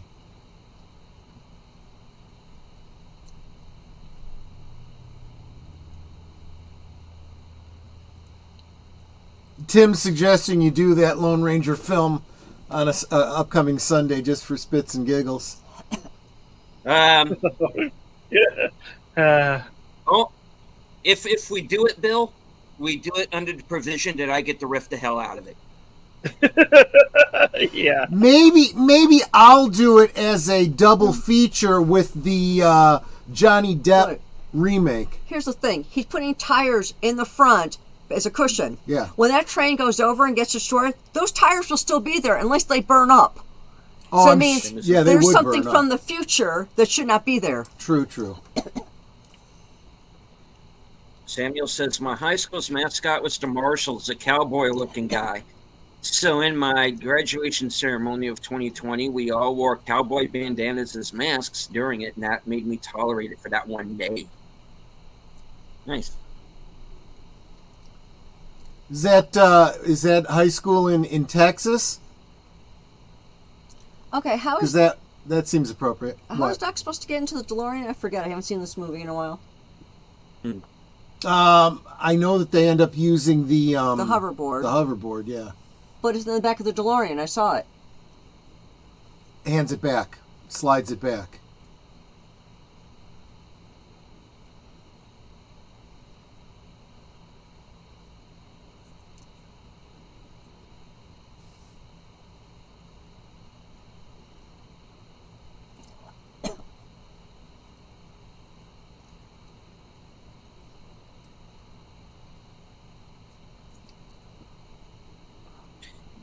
Pootie in the Cosme chat says Mary Steenburgen's first credit was Gone South. Christopher Lloyd is also in it. Wow, interesting. I remember that movie very, very vaguely. I was quite young. I think it's like a late 70s, early 80s movie. I know Nicholson's in it. I don't remember a whole lot about it. It is a Western now.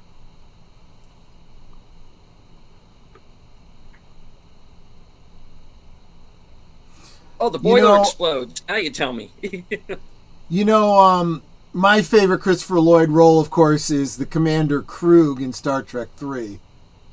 And he does have a very Doc Brown moment in that when he hears that the Enterprise self-destruct is counting down. He gets that Dr. Brown, look.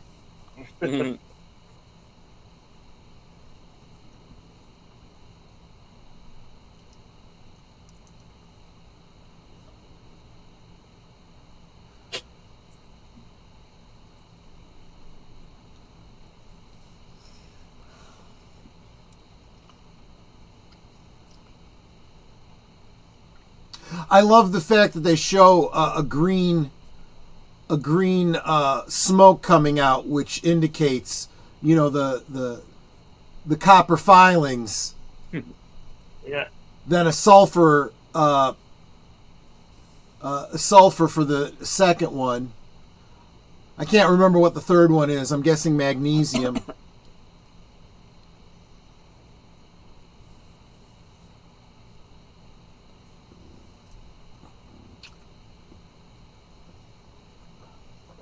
Yes, that's it, Tim. Thank you.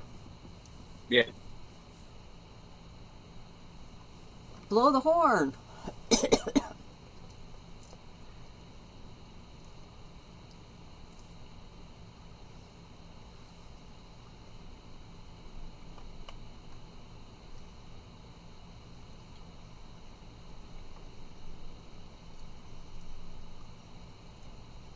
And he even has the temperature gauge marked with the various colors of the smoke he's using.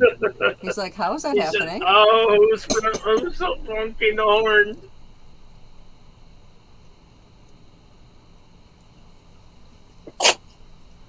Oh, that's great! Your timing sucks!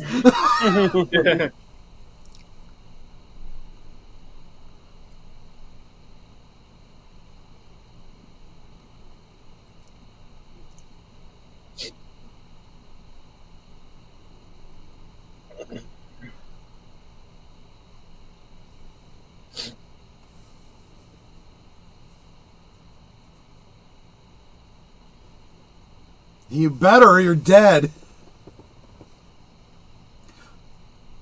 Oh, Utah Rangers. Okay, yeah, I can see that.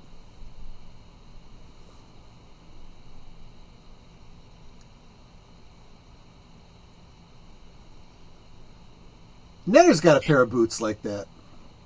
Yeah. I got them for her.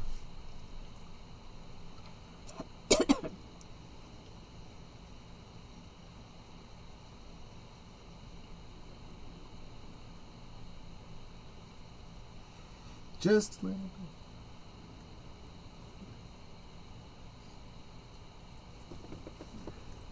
yeah, I don't think he's even hearing the squawk box anymore.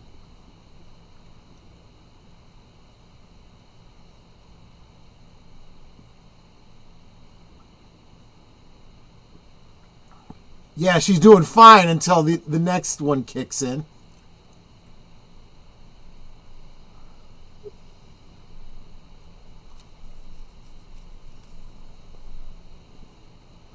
Oh, God.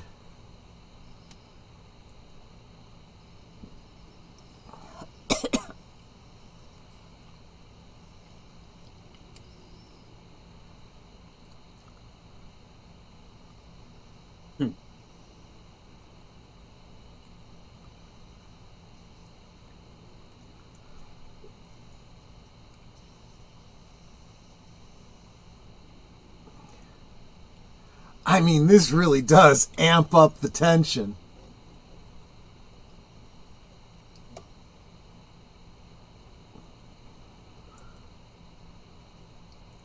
Just don't miss it.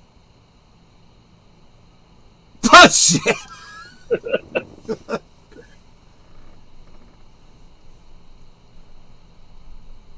Her hair should have gotten caught in those wheels. Yeah.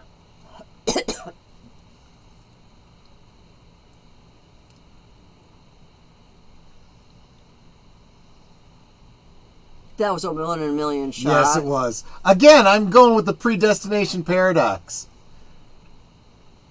A lot of seemingly impossible and improbable things happen because of this.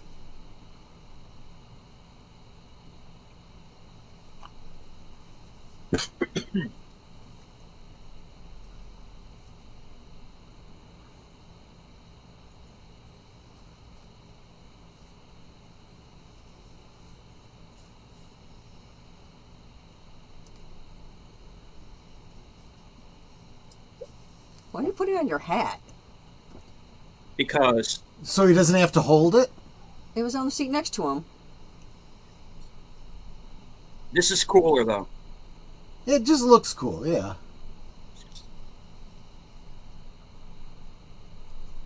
Yeah, there's a lot of flame going on there. Those tires are going to burn just fine. Boom. Wow! No CGI, practical effects. Was shot in a minute with a miniature. Oh, right. You got the magnesium and the copper in there and the sulfur. That's going to burn good.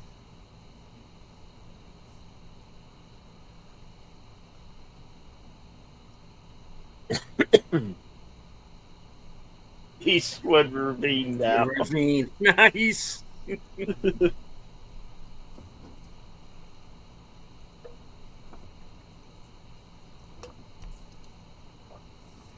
I never actually caught that before, that Eastwood Ravine thing. They're all looking like it's a car. I still wish they'd stuck with the Shawmash thing. It would have been a nice little nod to history.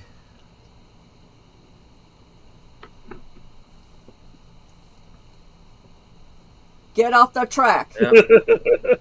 No, they got to kill the car. Destroy Yep. the machine, remember? I mean, Oh that boy, did they that ever really... destroy it. It's like they took every bolt out of it before it hit.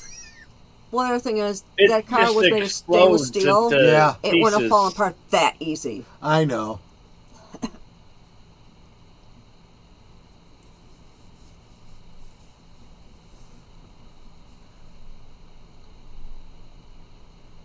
It's like, well, She was a good ship. machines.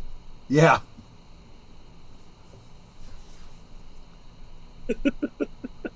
Tim. How did they look? Why don't they look?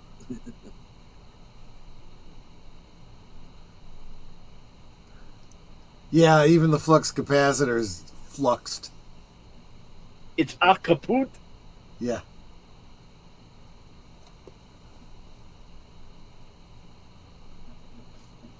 I think I'd take that bit as like a souvenir from my, you know. Lion Estates.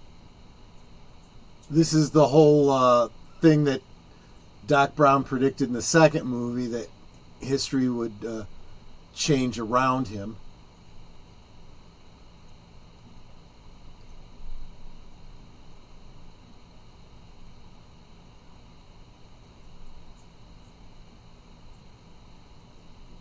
And now Biff is all like hunched over where he never was before. Yeah. Well, it's the timidity. And yeah.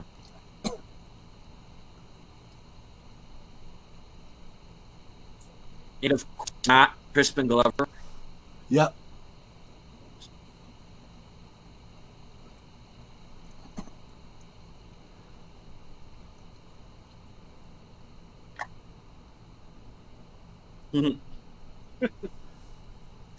Jennifer's still okay sleeping Right. on the patio. She's been asleep a long time. This is all that Elizabeth Shue shows up in this movie, for F's sake. Well, the two movies were filmed together, so... Yeah. It's like, now you gotta lay here for a couple of days until he comes back. No, from her perspective, it was literally overnight. Yeah. Because that's all it's been in their timeline. It's like, I'm sorry, but she looks old there. Well, It's partly the hair. this did come out in 90. Well, I mean, the hairstyle does, it makes her look like she's 40. Right, because 40-year-old women are wearing the hairstyles they wore back in the 80s. Well, now Yeah. 60-year-old And women, I'm not but you know what I minding. mean. Yeah. Red Hot Chili Pepper fans, get ready for Flea as Needles. Right. And her whole storyline here, you need to have seen the previous movie.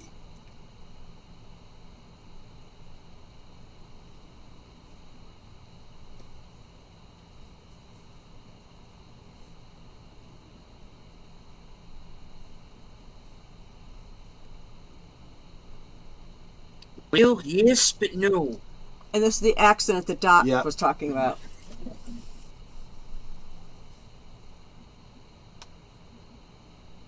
They had to bring in the Huey Lewis in the News, too. You chicken. Cheap, cheap, cheap, cheap, cheap, cheap, cheap. Sorry.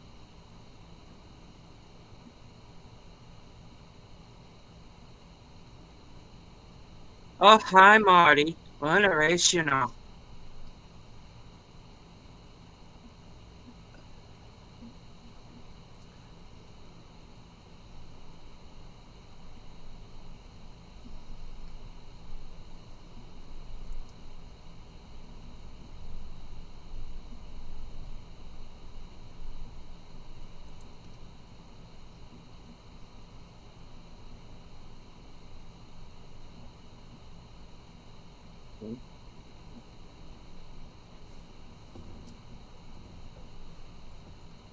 And made a shit ton of money.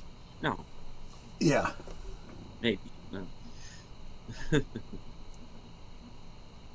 Huh. I'll tell you, that Mr. Fusion, grab that thing. That's going to be worthwhile. Oh, hi, Mark. And there's no police or anything out here going, what the heck was this investigating nothing? Which is like Yeah. unrealistic. Well, unrealistic then now. Because in my town, the cops would have just said, "What was that noise?" Right.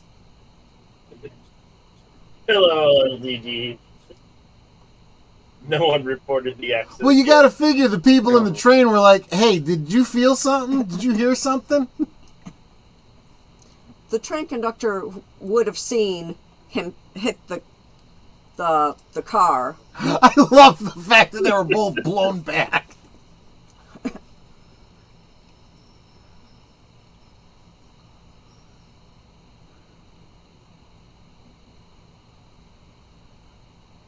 Emmett L. Brown.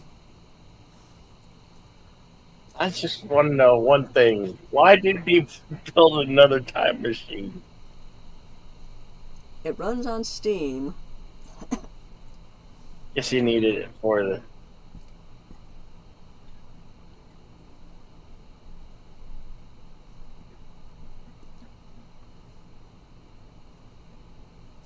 Jules and Vern. Of course.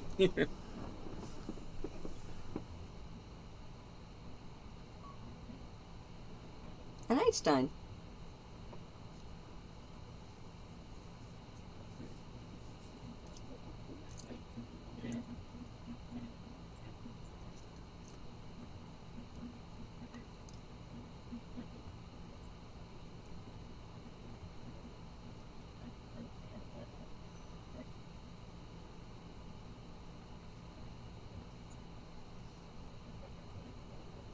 Ha! The picture.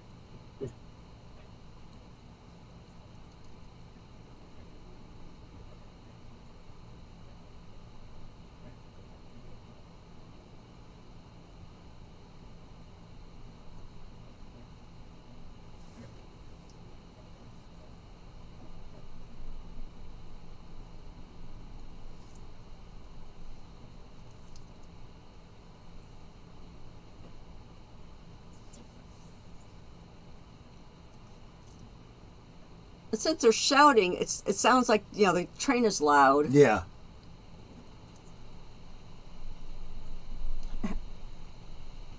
And you notice that the opening door is Yeah.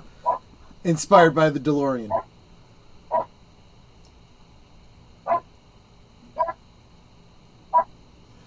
And I love the stained glass windows on the train too. Hover train.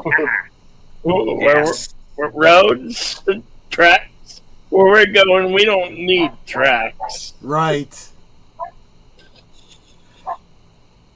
And the whole steampunk thing, it makes me think of Chitty Chitty Bang Bang. Yeah. Woohoo! The end. Period. Never gonna Yes. be another movie. No. No remakes, no sequels, no reimaginings. Seriously, if they did it, no one would go see it. It's Einstein, Tim.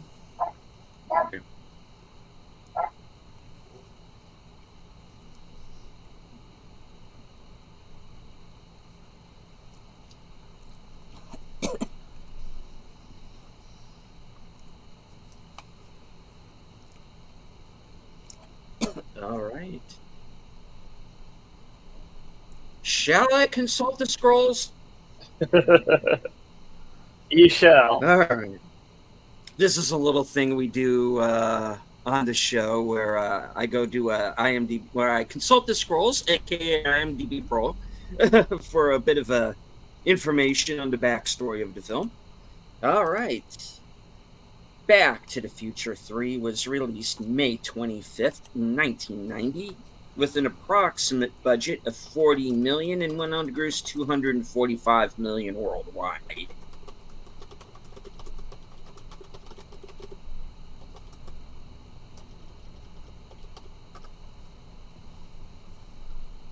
All right. Filming locations. That's right. We were watching a Included- movie sometime within the last 2 weeks, and in the credits there was somebody Pacelli. It's like Yeah. a relative. Yeah, yeah. Oh, nice. All right. Filming locations. Cagle Canyon Street, Sandusky Avenue, Arleta, California, which is the entrance to Lion Estates, at least as of 1985. Universal Studios, of course. 161 North Magnolia Avenue, Monrovia, California, which is Jennifer's house. 3793 Oakhurst Street, Almonte, California, which is Marty's house in Hilldale, as in the 2015 scenes. 9303 Roslindale Avenue, Arleta, Los Angeles, which is McFly House. China Flat, Oak Park, Ventura County, which is the mine and the cemetery scenes. Courthouse Square, Back Lot, Universal Studios. Doris Avenue and North Oxford Drive, Oxnard, California, which is where the Rolls-Royce incident takes place. The Gamble House, 4 Westmoreland Place, Pasadena, which is Doc's house. Jamestown, California, which is 1885 Hill Valley. Monument Valley, Arizona, of course, where the Indian Charge takes place. Monument Valley in Utah, with the drive-in theater, as we mentioned earlier. Red Hills Ranch, Sonora, California, which is the 1885 Hill Valley Town Train Station and Railroad. The Sierra Railroad, Jamestown, California. South Pasadena, California. South Ventura Road and Shoreview Drive, Port Winnemay, I guess, California, which is where the train and DeLorean crash takes place. Makes sense. Stage 12, Universal Studios, which is the interior of Doc's house, which was demolished in 2020.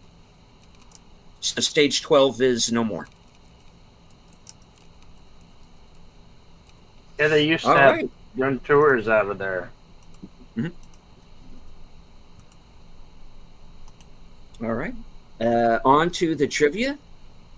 There are 197 items. So obviously, we're not doing them all in the show. But we will read a few off.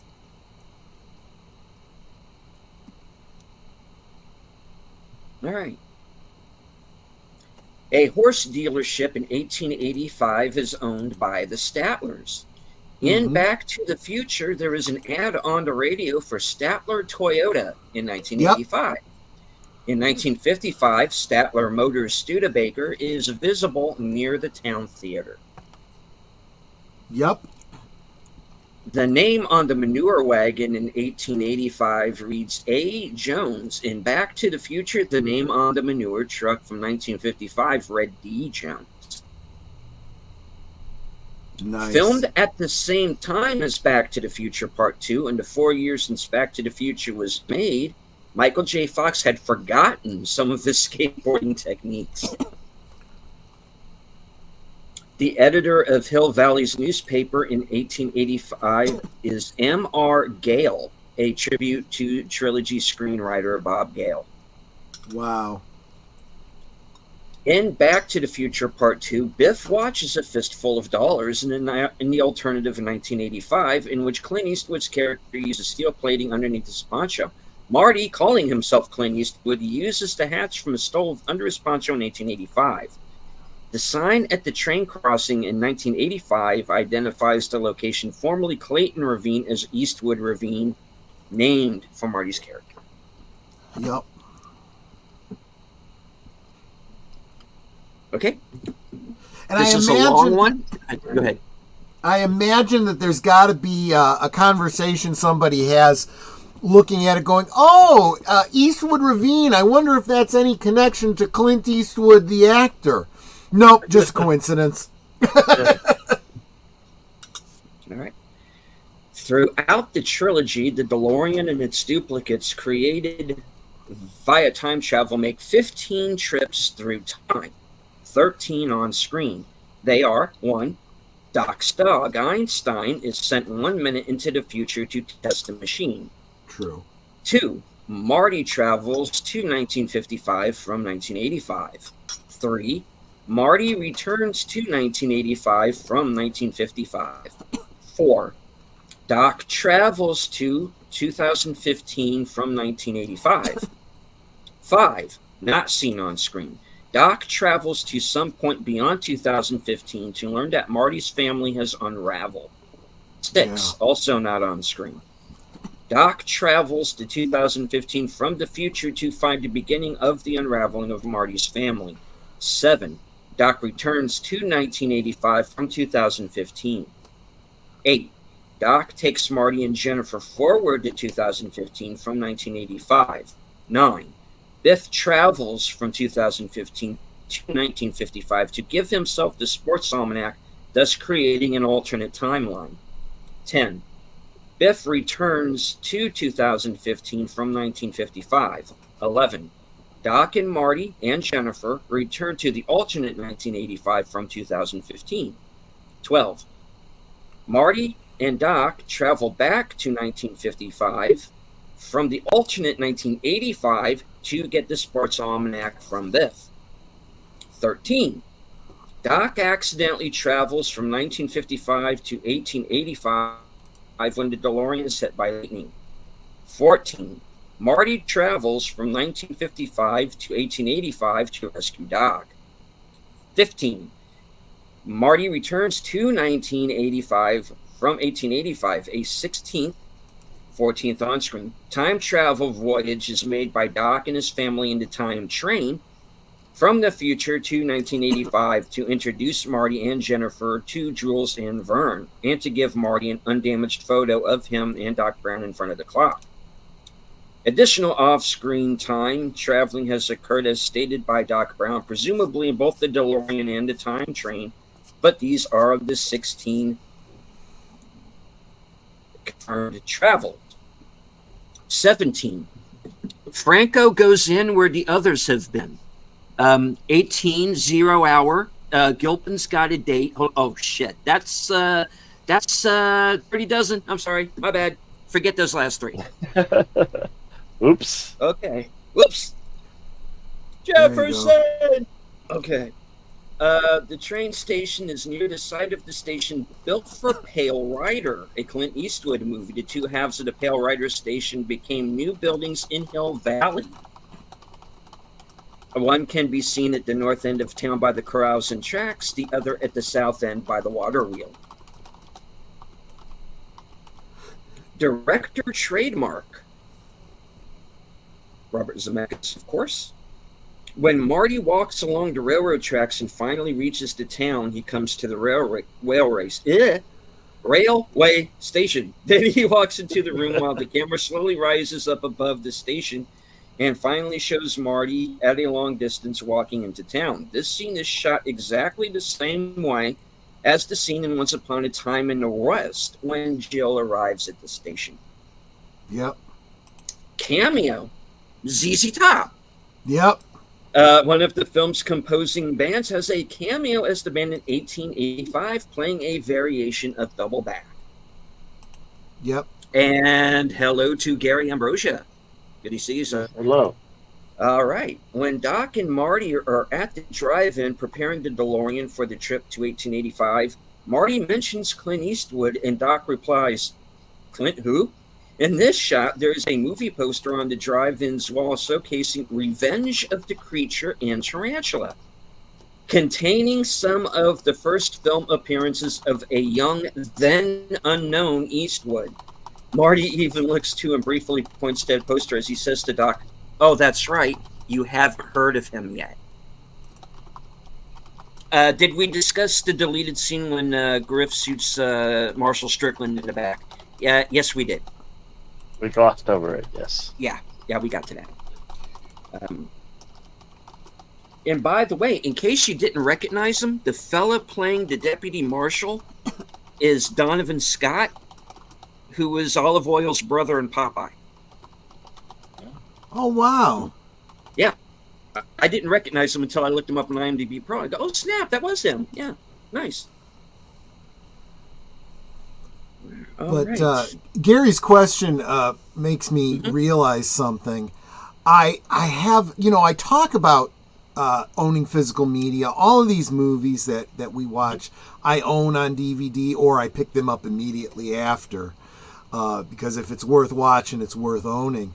But I am, because there's so many movies that I have, and it takes me so long just to get through them. My gosh, I haven't watched all the special special features that all of them have. So all the deleted scenes and all this kind of stuff. So for all these years that I've had Back to the Future on DVD, I've never watched the deleted scenes. So I kind of need to get caught up on some of this stuff. Yeah, and it means so much more now because physical media is out. It's like I was in my local Walmart the other day, and they had like one little teeny smidge section of physical media left. Yeah. Yeah. It was really sad. Well, Yeah, but that... Go ahead. Huh? Go ahead. I was going to say, don't take that as a sign of the future of physical media. I think that physical media is still doing great. It's just that everybody's getting it like on Amazon and whatnot. Mm-hmm. I admit, I do too. I literally will go, Big Al will say, I've got such and such movie planned in 2 weeks. And I'll look and I'll go, damn, we don't have that one. And I will literally go to Amazon, order it, and have it in 2 days. Yeah. If it's one we want to own. If it's not one we Usually want to own, it is, though. Yeah, but if it's not one we want to own, we don't do that. He just finds it somewhere. Well, that's true. That is true. But by and large, I generally, if I feel it's worth watching, it's probably worth owning.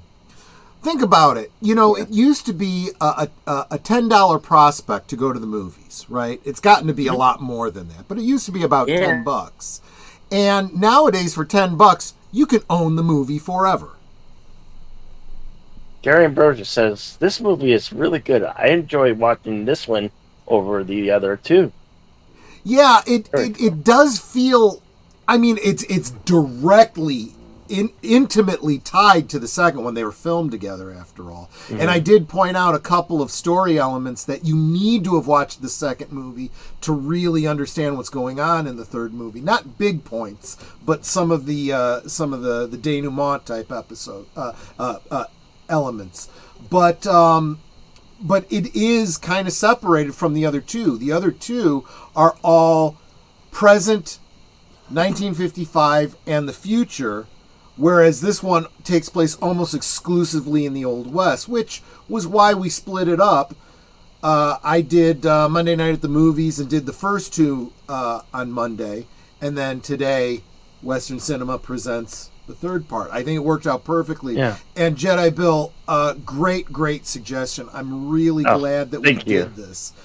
This was an awesome team up. There aren't many things like this. Where I've enjoyed this. Has been blast. Yeah. This film, this trilogy, is a classic, and it will never ever get remade, rebooted, ever. No. It needs to stay the way it is. I am glad that we brought up Somewhere in Time, because I had forgotten Steenburgen was in it. And it also includes these kinds of time travel elements. I think I might do... I'm sorry. I'm thinking Time and Time Again, aren't I? Time After Time. Time After Time, yeah. You know what? That might be a double feature on Monday Night at the Movies in the very near future, too. Somewhere in Time and Time After Time. Yeah. Right on.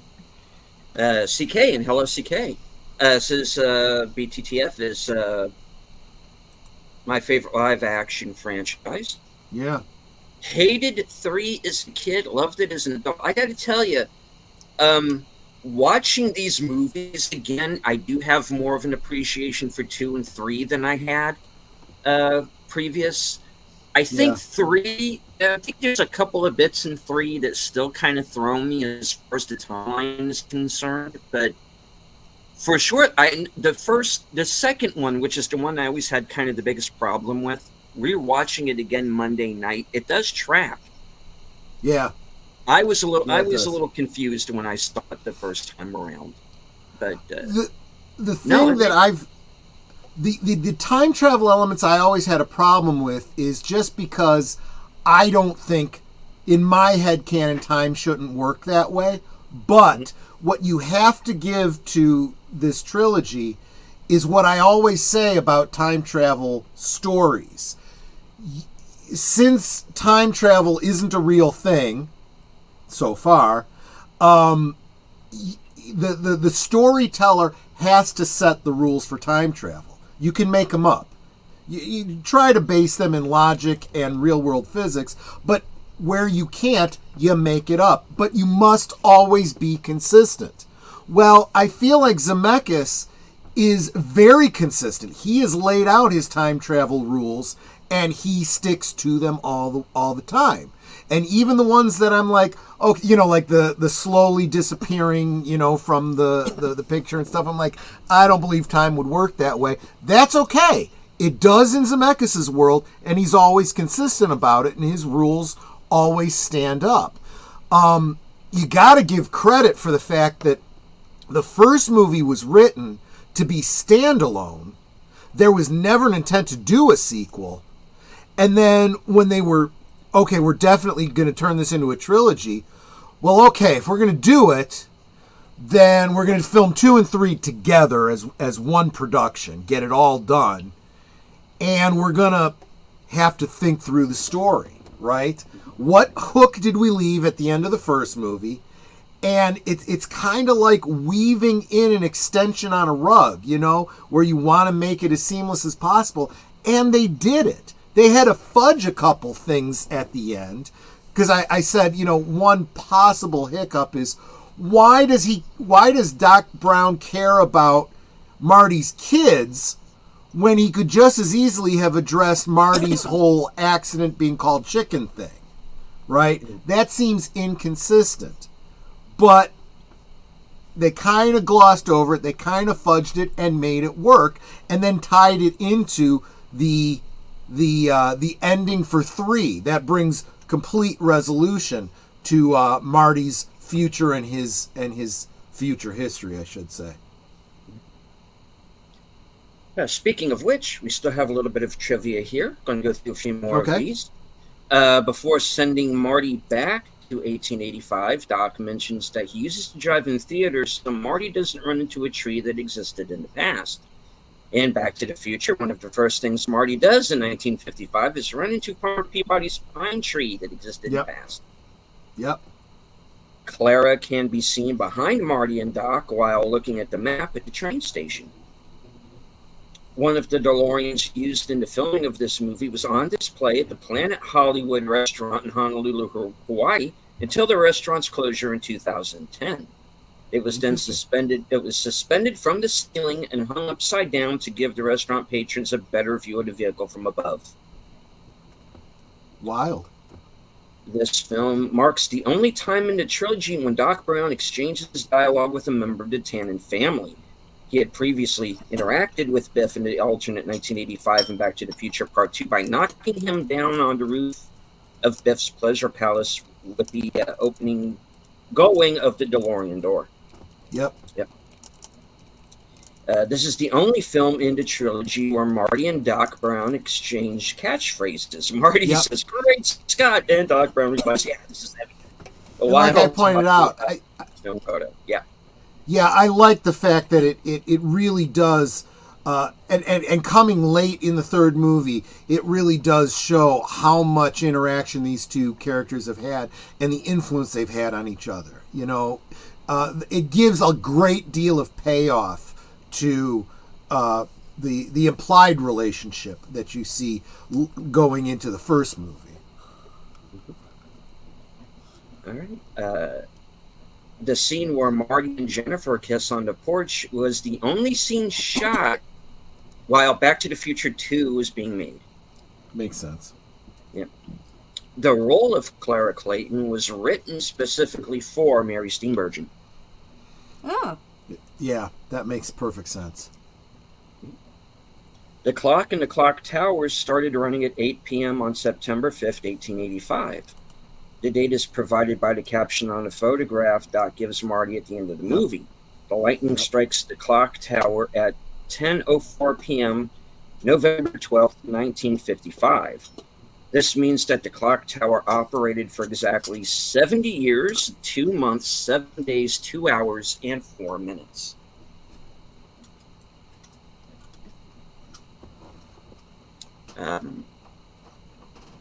Okay. This one is a bit complicated and a little long, but stay with me. Okay. All right. Because some people who put in these little trivia items in IMDb Pro are people who are really sharp-eyed Yeah. and get really detailed sometimes. And this is going to be one of those cases. So here we go. I hope you are not planning to do anything for the next few hours. I'm kidding. Page 112 of the item. No. Chapter 147. All right. There exists enough clues in all three movies to reconstruct the travels of the DeLorean precisely to within a few minutes at worst, except 2015 Biff's arrival in 1955 and Doc's personal travels. There are a few interesting things to note. Not counting the time Doc traveled by himself, the DeLorean spent nearly 71 years on its own time scale from its first time travel to its destruction. By the time Marty made his ultimate return to 1985, he was approximately 14 days, 3 hours, 27 minutes older than he should have been. Jennifer, on the other hand, is 7 hours and 26 minutes younger than she should have been. Another interesting conclusion is a point of contention. There are two theories, one which drops the last item. On November 12, 1955, between the time Biff arrived, or 6 a.m., whichever came later, and 6:38 p.m., the time he left, there are 4 DeLoreans present in Hill Valley, ordered from its point of view. 1, the instance when Marty was trapped in 1955 in the first movie. 2, the instance when Biff came to 1955 to give himself the almanac. 3, the instance when Marty and Doc came back to 1955 to take the almanac back. 4, the instance when it was waiting in the abandoned mine. Those who do not agree with 4 argue that according to the ripple effect timeline, as presented in the films, there wouldn't be a DeLorean hidden by Doc in the mine until later that evening, when the lightning blast would accidentally send Doc back to 1885, thereby altering the timeline. It is, end quote, entirely true that we do not ever witness a moment in the films where all 4 instances would coexist. But the text, ordered from its point of view above, should hint at a solution. Once the DeLorean is in 1885, consider what it would detect if it were in a position to witness the comings and goings of its former selves. Over 70 years of peace, then 1 arrives, then 2 and 3 arrive in the same order. 2 then leaves at 6:38 p.m., 3 leaves around 10 p.m., and 1 leaves at 10:04 p.m. 4 itself leaves soon after that. If we grant that all 3 of those instances, 1 through 3, continue to exist in the final timeline, then there should be no problem accepting this theory. Still not convinced? Consider the 100-year gap near the end of this movie when Marty takes the DeLorean on its final journey. 70 years into it, for a few hours, there are 4 instances of the car. Right about this time, Agent Cooper is entering the Black Lodge. Yeah, exactly. I will simplify that slightly. If you make the argument of dropping the 4th one, then 1, 2, and 3 exist at the same time. 4 isn't there yet, right? But if you look at it from the point of view of number 4, it eventually hits a point where it exists and witnesses, not directly but indirectly, the other 3. So there's a what if you consider time travel to be like Schrodinger's cat, and there's a probability element, then at any given version of that time period, there is a 1 in 4 chance that all 4 DeLoreans exist. There you go. Now, if that hasn't scrambled your noodle, I don't know what does. All right. But this is the kind of thing I mean. This kind of consistency is required for such an awesome story. You can't have trivia like this. You can't have discussions like this if the story wasn't, spot on to begin with. Yeah, we could have a whole entire nut stream on just the trilogy and this film. All right. When filming, we brought this up during the show. When filming the scene where Mad Dog tries to lynch Marty, Michael J. Fox was accidentally hanged, rendering him unconscious for a short time. He records this in his autobiography, Lucky Man, in 2002. The first movie to use Universal's new 75th anniversary opening studio logo. The logo ran until 1997. The town was in Chinese Camp, California, and was, in a nearly fitting way, destroyed by lightning in 1996. Clint Eastwood was asked for permission about his name being used for Marty in the film. He consented and said he was tickled by the homage. Well, this film was endorsed by trilogy was endorsed by Clint Eastwood. Yep. Yes, getting to Reagan. Actor and former President Ronald Reagan was originally approached to play the part of Mayor Hubert because of his fondness for the first film in the trilogy. He reluctantly turned down the role and the part went to Hugh Gillen instead. Had Reagan appeared, it would have marked his first appearance in a film in nearly 30 years. Each of Needle's henchmen comes from one of the other gangs in the trilogy. J.J. Cohen played Skinhead in Biff's gang in Back to the Future and Back to the Future Part 2. Ricky Dean Logan played Data in Griff's gang in Back to the Future 2. And Christopher Wynn played an unnamed member of Buford's gang in this film. Cohen appears in all 3 movies. Mm-hmm. He's the only henchman who's in all 3. Yep. A bottle of Tabasco sauce is visible in the saloon during the wake-up juice scene. It has a design consistent with the time period. Okay. All right, in the first movie, Doc tells Marty he was inspired to create the flux capacitor after hitting his head on the bathroom sink while trying to hang a clock over his toilet. Hence his obsession with time. In this movie, when Doc freaks out after seeing Marty in his house, he runs into the bathroom. You can just see the clock hanging above the toilet on which he slept. Oh, there you go. There you go. Marty uses a Frisbee's pie plate to knock a gun out of Mad Dog's hand in 1871. The Frisbee Pie Company started in Connecticut. Their pie pans were thrown on the campus of Yale, and this eventually led to the invention of Frisbees. Frisbee 1B now being a very popular college course. Up there with the lesbian dance theory and the... Yeah, exactly. Exactly. None of which will get you a job in the real world except maybe Washington, D.C. Okay. Moving on. All right.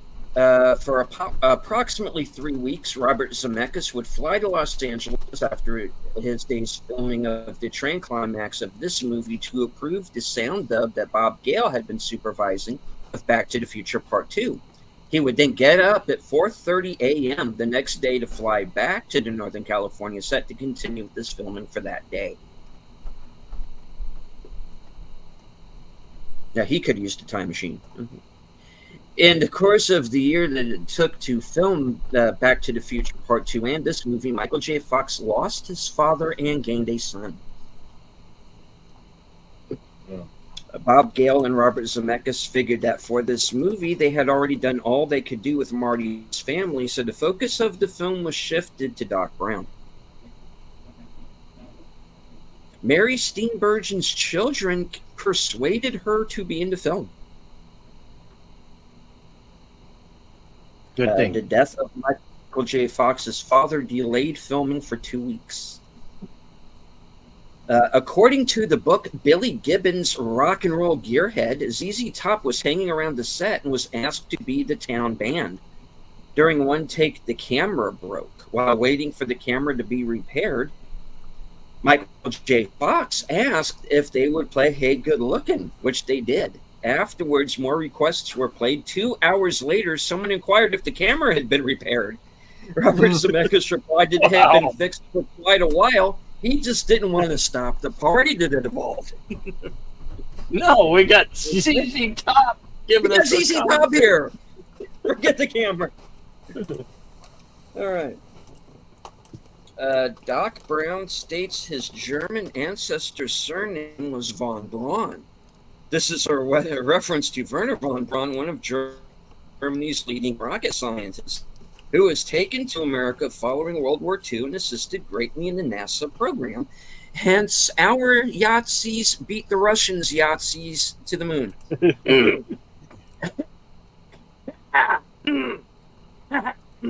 Funny how that worked. All right. The steam locomotive used in this movie is Sierra Number 3, painted and rigged to look like the Locomotive 131. This is the type of locomotive that was actually built in 1891. So, whoopsie. Okay. Moving on. Well, they had to do something. All right. In 1996, Lego released their line of time travel themed sets.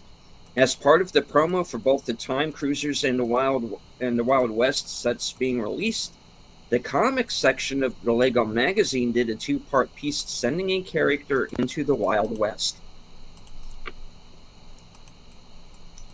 The 3 old-timers in the saloon were played by Dub Taylor, Pat Buttram, and Harry Carey Jr., who played sidekicks, town drunks, and colorful town folks in hundreds of westerns and television shows.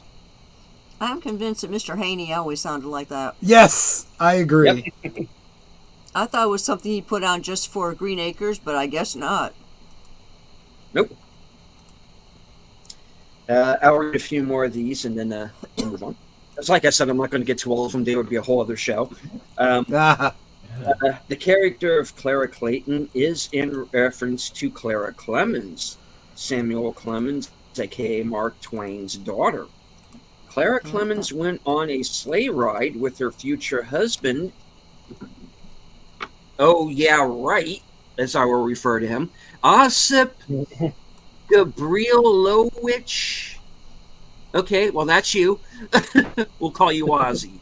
The horse took fright from a windswept newspaper and bolted, while Ozzy lost control. At the top of the hill next to a 50-foot drop, ouch, the sleigh overturned, throwing Clemens out. Ozzy leapt to the ground and caught the horse by the head, stopping it as it was about to plunge over the bank, dragging Clemens with her dress caught in a runner.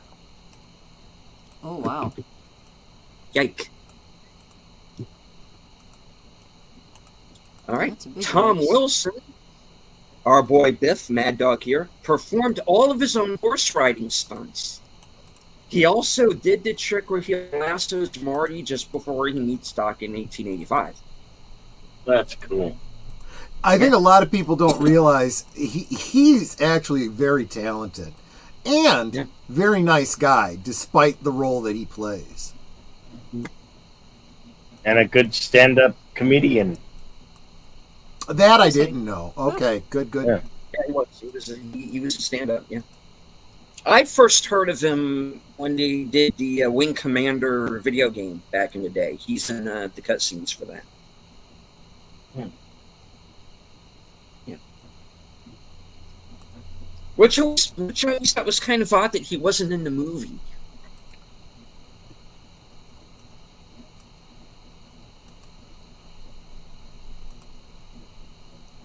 All right. Yes, folks, Wing Commander had a movie. Yeah. I didn't. We say don't it like was to talk about that. You're not talking about No. that. Okay. Yeah. Moving on. I don't blame you. Moving on.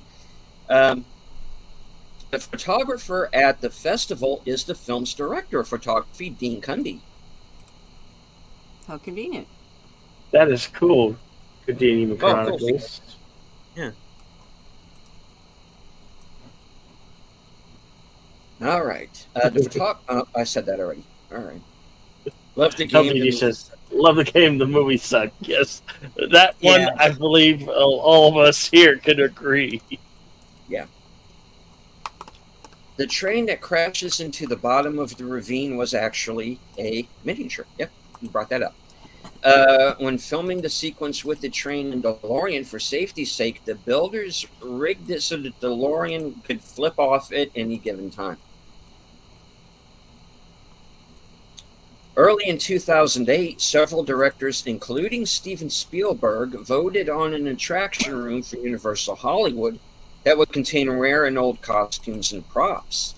Two of the items pulled out from storage vaults were the miniatures of Doc's time travel train and a railroad version of the DeLorean. Full-sized version of the time train can be seen at Universal Studios in Orlando, which I believe somebody in our chat brought up. So thank you for that. All right. A prop and building set preservation committee submitted a request and got it granted for the Pontiac Drive-In Theater to be rebuilt for display. Wow. Still exists, folks. Interesting. Franchise trademark. In every film, Marty is knocked out. He always wakes up and says, "Mom?" Leah Thompson is always present. She tells him to be still now and tells him for exactly how long he's been out cold. The first time, Wait. it was 9 hours. Second time, Yep. I think she said 6 hours. I don't know how much for the last one, so I didn't hear it. I think she says 3 or something like that here. Yeah. So each time he's unconscious for less and less time. Yeah, he's getting good at it. When Marty in the Hilldale neighborhood decides to race Needles, as Needles' truck swerves away from the Rolls Royce, you can see a street sign that reads Clark. Clark in Hilldale was a very popular spot for Bay Area rock bands in the 60s, and is even mentioned in the title of a song on Love's Forever Changes album in 1967. Franchise trademark. The song "The Power of Love" is played during the second scene of the trilogy in the last and the second last scene of the trilogy.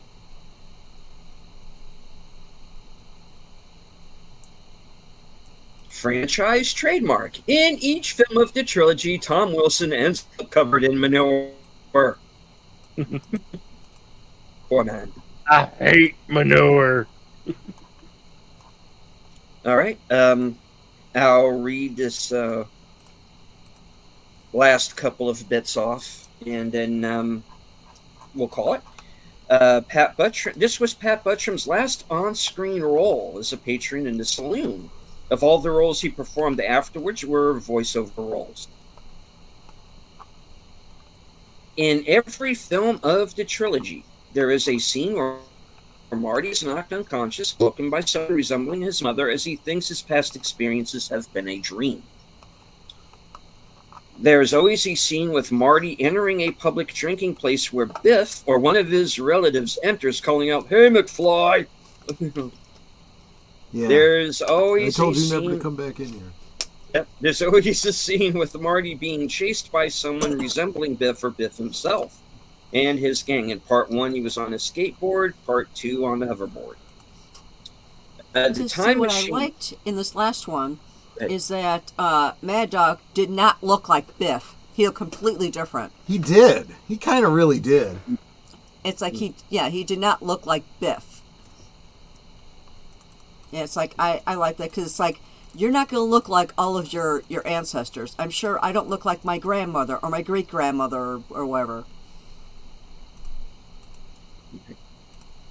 Moving on. The time machine always becomes unusable at some point. Yep. That's just narrative necessity. Yep. Characters related to Biff have been covered in manure in every film and are always beaten up by Marty. And lastly, history has always changed somehow for the better in part 1 and 3, or for the worst in part 2. Yep. All right. In the Back to the Future trilogy, the present date is October 26, 1985. 2015 is the future. 1885 and 1955 are the past. Exactly 25 years later, on October 26, 2010, the trilogy was released on Blu-ray in a 25th anniversary edition. All right. You can find the rest on IMDb Pro, but some of us have other shows tonight, so we are going to close out the scrolls right there. I'll tell you, there are still a couple of elements open at the end of 3 that I'm not saying it deserves a sequel for this, but it certainly gives you something to think about. Okay, so we've seen Biff's history changed throughout history, right? And in the I guess this one is actually answered too. We see that Mad Dog Tanner is apparently arrested. Well, they don't show it happen, but it's implied he's going to be arrested at the end of their time in 1885, right? Right. What impact does that have on his descendants? Well, since we see Biff in the current 1985 still waxing the truck, we assume not much. Because he still got the snot beaten Yeah, out of him. everything is still, pretty much the same in his family. That's why I think the scene with Mad Dog killing the Marshall version of Strickland was cut. Number one, it's not really, I guess it's consistent with Mad Dog. Yeah. But Mad Dog as Biff, and it's consistent with Biff's a bull, but he's not a killer. Yeah. And he would be arrested for the death of the sheriff because the son of the marshal witnessed the shooting. So that would screw the timeline, because unless Mad Dog had a kid out of his own out there somewhere that we didn't see or didn't get referenced that way. You also have to think through what was the timeline before Doc Brown went back in the first place, right? Mm-hmm. So does that murder happen or not? And if not, when does he have a kid, and with whom? And furthermore, does his being arrested make a difference to that kid? Do we know if he even has a kid as of 1885? He may already. Who knows? So there's a lot of unknowns, enough to be able to say, it probably all pans out. Yeah. And are we to believe that Mad Dog Tannen actually, married someone? I doubt it. I get the impression that he wasn't the marrying kind, but he was certainly... How did the descendants all end up with a Tannen name? You're going to tell me that, he got me pregnant, so I'm just going to say my kids are Tannens.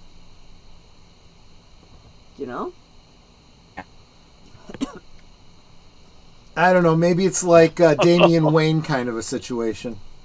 You had to procreate somehow and continue the family line to have that lineage continue.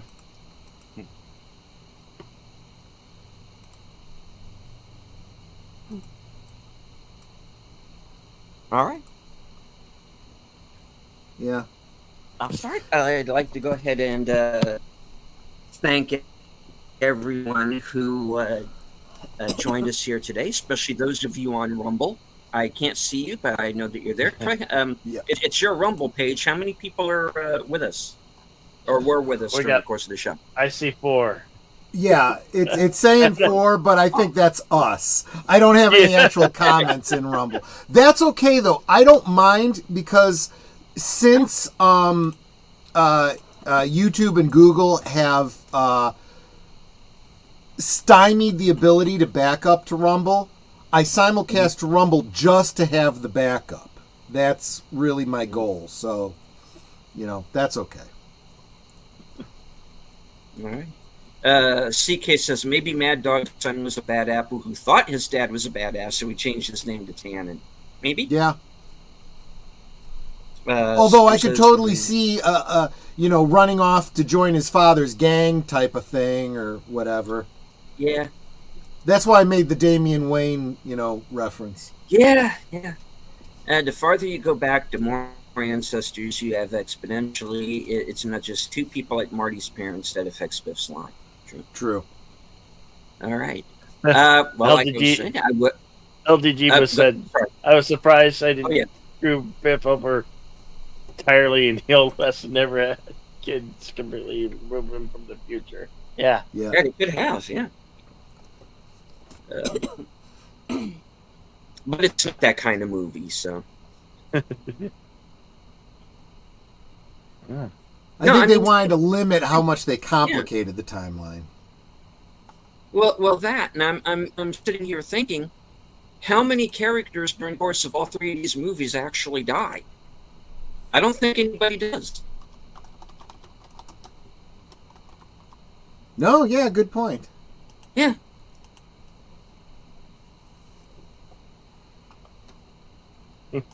Which is interesting for the movies that I usually watch, because there's always some kind of mayhem. You do get desensitized. There a while. are, just Nobody like dies. you mentioned, What? just like you mentioned with the shooting the sheriff scene being deleted. There's a lot of elements here that are implied, but not overtly shown, giving you plausible deniability. For example, in the original timeline, the idea that neither Marty nor George was there to rescue Lorraine. She was assaulted, and that has clearly had an impact on her. And you see that in that whole the peanut brittle scene, and your uncle's not getting out of jail, and she's drinking heavily. That's always the first thing I think about when I see this. That's what I always think when I always think of when I see the first movie is, yes, it's not overt. No. The kids would miss that entirely, but adults catch that. The other one, which is even more subtle, and this may ruin everybody's childhood, me bringing this up, the explanation for the flux capacitor and hanging the clock. There's a lot of fans that think that he was down on his luck and he was looking to end his life. And he slipped and fell. Here's one of the things. Okay, the first time Marty went back to 1955, Lorraine said, Marty, what a lovely name, or words to that effect. Right. Dad's great-great-great-grandfather was named Martin. Yes. Or uncle, or whoever he was named Martin. Right. So he would have already had that name in his head of, that's the name of one of my relatives. I had speculated last week, last Monday, that the fact that they didn't name their first child Marty could very well have been simply because there was some sort of family agreement that they were going to name the firstborn after some other... Like her father or something. Her father, or who knows, we never know where that name comes from. So the second one comes along, and Marty is absolutely got to happen. There's that kid that we met in school that helped us get together that we should name him after. And I had a grand uncle, I guess it would be, named Martin McFly. So, yeah. A lot of, like I said, there's a lot of, in quotes, coincidences that make certain elements of these stories inevitable. Kind of leads me to believe there's a little bit of, temporal destiny going on here. Nope. Dave is Yep. Biff's kid. Confirmed. No. Just thinking. Anyway, yeah. No, she may not have been in the car, but I suspect that event actually happens, one way or the other. See, One you're way or the other. again. This is another thing where you have to look to the rules of time travel as laid out by Zemeckis, right? And he's definitely going with the whole time. You know, just like. You guys have brought up previously the whole ripple effect, right? Like Yeah, a right. pebble in the water. You throw Well, a pebble in a pond and you get ripples. You get exactly. ripples By the and same you get- token, as a bigger element of comparison, time is a stream. So yes, you could have a little bit of splish splash here and there, but it always comes back to low ground, right? The river's always going to follow the path of least resistance. Time is going to do the same thing. So that's why you see, no matter how much manipulation you have on the part of Marty and Doc and the DeLorean, things tend to come back to the same general, what is affected? A generation or two of someone's family, right? The business model of the town, the names of the town and whatnot. But by and large, you don't have, Russia becoming the primary superpower in the 80s or something. Nothing earth-shattering or anything like that. You don't have World War III being set off in 1965 or something like that. It minimizes the changes. Yeah. Montana Cattle Ranger. There you go. Interesting. All right. Cool. I would like to go ahead and thank everybody who joined us in the chat. I know So many overall- great people. Yep. I know over on my side we had Connie Cleary, and as well as Samuel Proctor. Yep. Big Al Presents, and of course Tim was with us, FKHC 2005. Everybody who joined us in the other chats, including CK, Nate, although he didn't get the notification until a few minutes ago, Nate is with us. Yeah. LBG, of course, and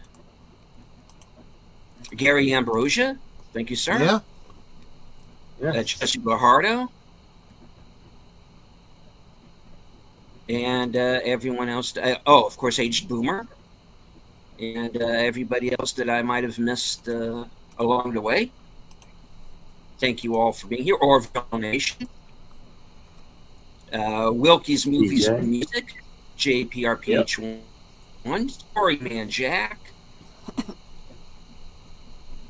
All right. I think that was everybody who was live in the chat. And of course, anybody who might have been lurking in the background. There's always one or two. Perfectly fine. You do not have to engage with the chat, just as long as you enjoyed the show. Hit the like, share out the stream. And if you are new to any of our channels or to the channels of anyone in the chat, please subscribe. Yes, indeed. Just do that. This has been truly great fun. Thank you, Troy and Netter and Deleted. This was a blast doing this. Absolutely. Thanks for having us. I went into this stream saying I needed 19 viewer hours to hit my goal for monetization. And if my math is right, this stream alone may very well have done it. And Awesome. This doesn't even take into account last Friday's last call or tomorrow night's double play. I helped. Yes, you all definitely did. So I thank you everybody for all of your help. And, Yeah, because you got what?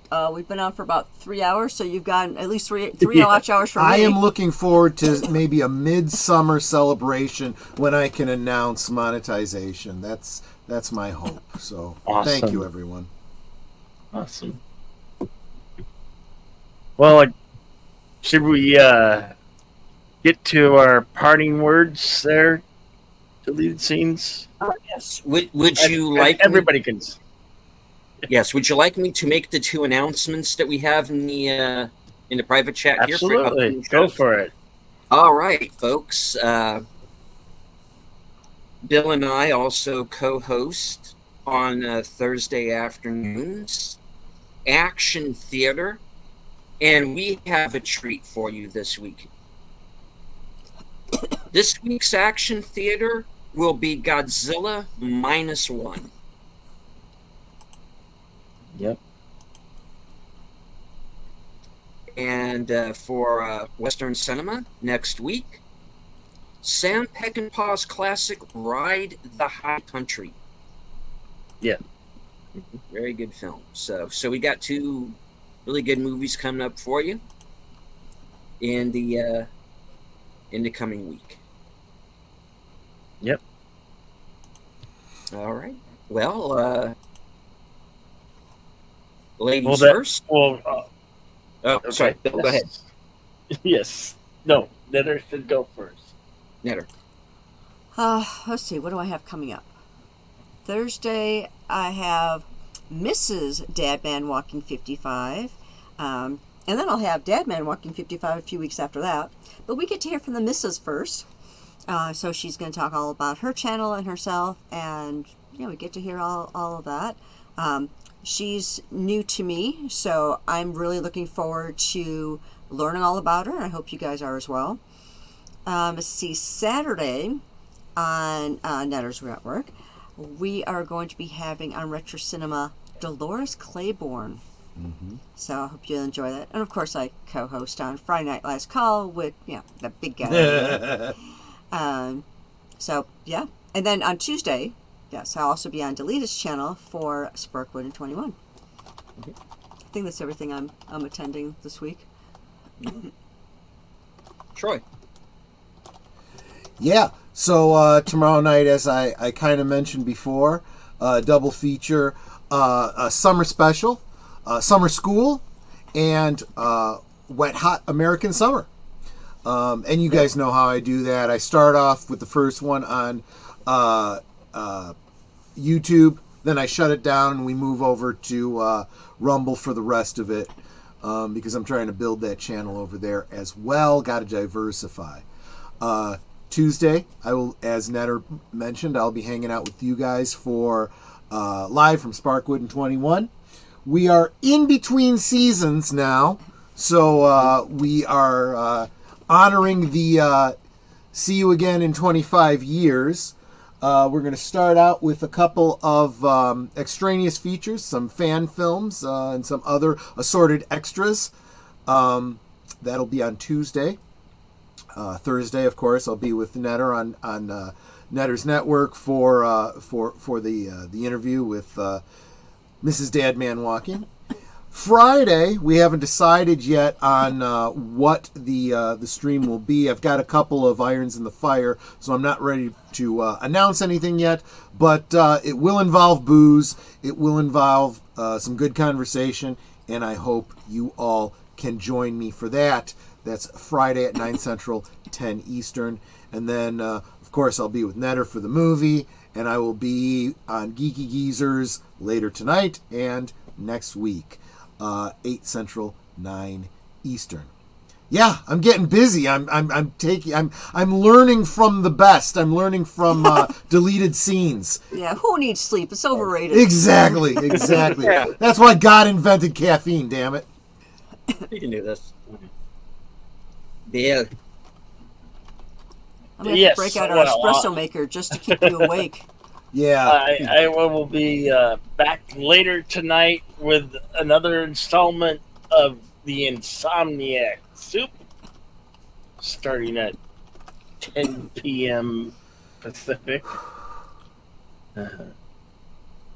And then we'll be back here on Wednesday for some karaoke, and back on Thursday for the Action Theater Godzilla -1, and next Saturday some karaoke, and then Western Cinema again here next Sunday with Sam Peckinpah's Ride the High Country. And with that, I always say thank you, everyone, for being here. Remember always to be excellent to one another and party on. And we can't wait to see you on the next one. Now back to you, Diddly Scenes. All right, back on over to me. Of course, as said, rejoin us here next week at 4 p.m. Eastern for Sam Peckinpah's Ride to High Country. In just about an hour from now will be my program Unscripted, episode 65. That is the precursor to Geeky Geezers, where we will be seeing Troy Netter again, along with Aged Boomer, over on his channel. Yep. I will be in the chat, as always, right after that. Get yourself a nice beverage and a snack, and join me right back here at 12:05 a.m. Eastern, 11:05 Central, for The Other Side of Midnight, which will be episode 54. Of course, live from Sparkwood in 21, Tuesday night at 8:30. And then Thursday with Action Theater, Godzilla -1.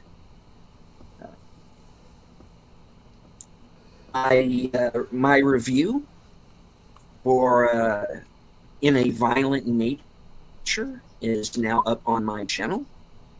Please give that a view. I know that I say in the thumbnail that there are going to be spoilers, but I didn't. So don't worry about getting anything. Don't worry about the movie being spoiled for you. I don't. So check that out. And before I say my final words, Netter, would you like to see yours? Sure.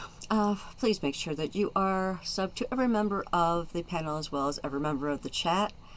And if you think you're sub, please go back and double check that you are still sub, because YouTube. And with that said, we can talk amongst ourselves, and that's all well, good, and fun. But it is so much more fun when you guys are joining us in the chat and you're dropping your comments, questions, trivia, being goofy, whatever it may be. And it doesn't feel like we're separated by miles or continents in some cases. It feels like we're all hanging out in the same room, enjoying each other's company and having a great time. And you guys, you know you're not just our friends. You are our family. We love you guys and we appreciate you so very much. Thank you for being here and encouraging us. Thank you for encouraging one another. And until next time, good night and God bless. Or rather, good afternoon and God bless. Oh no, I suppose it's evening, so good night and God bless. All right. And as I always say as my closer, once again, thank all of you for being here. And catch us next week, same bat time, same bat channel. From HQ, our second home office in Arizona, our third home office somewhere in the Midwest there, or somewhere there, and all points north, south, east, west, and beyond. Good night, take care, stay strong, because this is how we win. Good night, everyone. Catch you later.